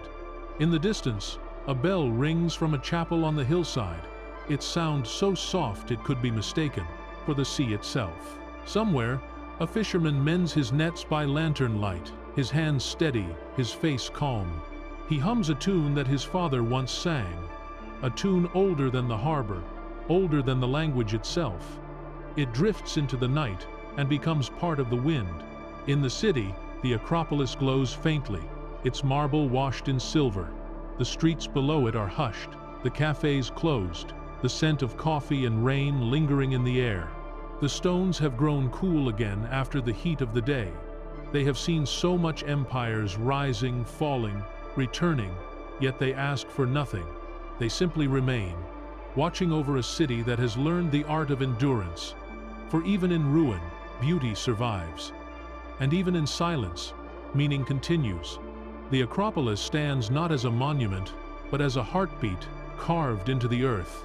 The people sleep now, farmers, fishermen, children, poets. Their dreams are full of light and water.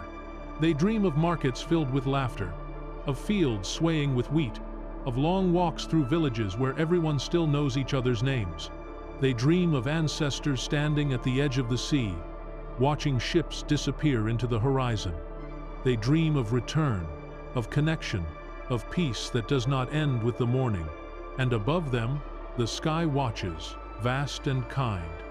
It does not judge, it simply shines. Somewhere in the mountains, an old shepherd keeps watch over his flock. His fire is small but steady, its smoke rising in soft spirals. He looks up at the stars, his hands folded in his lap. He does not pray for more, he only whispers thanks. Thanks for the day, for the silence, for the small, ordinary grace of being alive. The sheep move quietly around him, the bells on their necks, chiming gently in the dark. The sound mixes with the wind, and for a moment, it feels as if the entire world is breathing in rhythm. The shepherd, the mountains, the stars. In the islands, the waves roll softly against the rocks. A candle still burns, in every window, flickering but unafraid. Inside one small home, a mother stands by her child's bed. She tucks the blanket beneath the little one's chin, smooths their hair, and whispers a story not of war or kings or heroes, but of the sea and how it listens. She tells the child that every wave carries a memory, that when the wind passes, it leaves blessings behind. She tells them that the stars never forget a face, that light always finds its way back. Her voice is calm, slow, rhythmic. Before long, the child's breathing deepens, even and soft, like the tide itself. The night deepens, the wind drifts inland, touching the old temples, the roads, the quiet hills. It carries with it the scent of salt and soil, the essence of the land. Every gust feels like a whisper from the past, a reminder that life does not vanish, it changes shape. In the dark, even the ruins seem to glow faintly, as though lit from within by memory. History is not asleep here. It is simply resting, waiting for morning. And what is morning, if not another beginning? When the first light rises again, it will find this land unchanged in spirit. The same hills will cast their shadows, the same sea will shimmer, the same people will rise and greet the day. They will live as they have always lived, quietly, meaningfully, without need for grandeur. They will gather, work, love, and dream beneath the same stars that watched over their ancestors. And each evening, when the sun falls once more, they will rest in the same peace, knowing that the cycle is eternal and kind. This is what Greece teaches, that time is not an enemy, it is a river, and we are carried gently within it. That beauty does not belong to the past. It continues, evolving, finding new forms in each generation. That history is not something left behind, but something we live beside, a silent companion, walking always a step away, reminding us who we are. The flame, the wind, the sea, the song, they are all the same thing. They are the breath of the world, passing through every age, never ending, only transforming. Now, the wind stills. The sea lies calm again. The stars begin their slow descent toward dawn. And as the last wave folds into the shore, as the last candle burns low, the land exhales one final time. The story quiets, the voice fades, the world rests. Somewhere in that stillness, the listener breathes too slower, softer, in rhythm with the earth itself. Every sound, every memory, every word becomes a part of the same endless hush. There is nothing left to chase, nothing left to prove. Only peace, vast and complete. The wind returns to the sea. The light folds into the horizon. The dream drifts onward. And so the voice of history whispers its last lullaby. Sleep now. You are safe, you are remembered, and the world still dreams with you. The light returns. Somewhere, far beyond the horizon, the first thread of gold touches the edge of the sea. It is so faint that at first it seems like a dream, a shimmer upon the still water, a whisper upon the wind. But it grows, spreading across the waves, until the whole world begins to glow. Night does not end, it simply exhales, giving its breath to morning. The stars begin to fade, slipping quietly back into the pale blue sky. One by one, their reflections vanish from the water, leaving only the sun's promise in their place. The sea stirs a single ripple, then another, as if awakening from centuries of memory. The light climbs gently over the islands, turning white walls to gold, turning silence to song. It finds the olive trees first, their leaves catching the dawn like mirrors of green flame. Then it spills through the narrow streets, brushing doors, windows, and the faces of those who rise early to greet it. In the mountains, shepherds open their pens, their flocks spilling out into meadows washed with dew. Bells ring softly around the animals' necks, a slow melodic rhythm that fills the air like prayer. The sound mingles with the hum of bees and the call of distant birds, and together they make a symphony of ordinary grace. The world does not hurry. It begins again with the calm certainty of one who knows there is no end, only return. In the city, the first trams begin to move, their sound a faint echo through the quiet streets. Bakers slide fresh loaves from their ovens, and the scent drifts into the morning air. Cafes open their shutters, steam rising from cups of coffee that catch the light like liquid amber. People greet one another, softly, a nod, a word, a smile. No rush, no noise. Just the shared understanding that another day has arrived, and that even this simple thing is sacred. At the harbor, the fishermen untie their boats. The ropes slip free, and the vessels drift toward the horizon, cutting smooth lines through the golden water. Above them, gulls circle and cry, their wings flashing white against the sky. The sea glitters endless, alive, forgiving. It seems to breathe with the same slow rhythm as the people who stand upon its shore. In the courtyards, women hang fresh linen on lines stretched between walls. The fabric sways gently, catching the light. Children run through the streets, their laughter scattering the last remnants of night. An old man waters his garden, pausing every few moments to watch the sun climb higher. Each act is small, but together they form the quiet ritual of beginning a ceremony older than any empire. And above it all, the Acropolis gleams once more. Its stones are warm now, no longer the cold marble of the night. They seem almost alive, glowing, breathing, the embodiment of endurance turned into grace. For thousands of years they have watched this same sunrise, have seen darkness fall and light return, have learned that beauty does not fade, it renews. The poets rise with the Sunday. They carry notebooks and ink-stained fingers to balconies that overlook the sea. They do not write of conquest or loss. They write of light itself, how it moves, how it touches, how it makes the smallest things eternal. Each line they write is a thank you, each pause a breath shared with the morning. In the fields, farmers begin their work. The soil is cool, the sky wide. They move slowly, steadily, their hands deep in the earth that has fed generations. They plant not for glory, but for the quiet continuity of life. The promise that tomorrow will always have bread, that peace must be nurtured like a crop. By midday, the world hums with quiet life. The bells ring again, echoing across the valleys. Their sound is both old and new, a pulse that connects the living to the forgotten, the known to the infinite. The sea reflects the light like a mirror, and the sky above is so blue it seems to stretch forever. Greece is awake, and with it, the memory of everything that has ever been beautiful. In a small village by the coast, a teacher stands before her students. She opens a book of poems and begins to read aloud. Her voice is clear and warm. The children listen, the sunlight flickering across their faces. The words speak not of battle or sorrow, but of love, of laughter, of the scent of pine after rain. They speak of belonging, and as the teacher reads, the children learn without realizing that they are the future, the continuation of all that has survived. Later, as the sun reaches its height, the air fills with the hum of life, markets alive with color, boats setting out for distant shores, music spilling from doorways into the street. Everywhere there is motion, but not haste. The people move with purpose, but also with calm.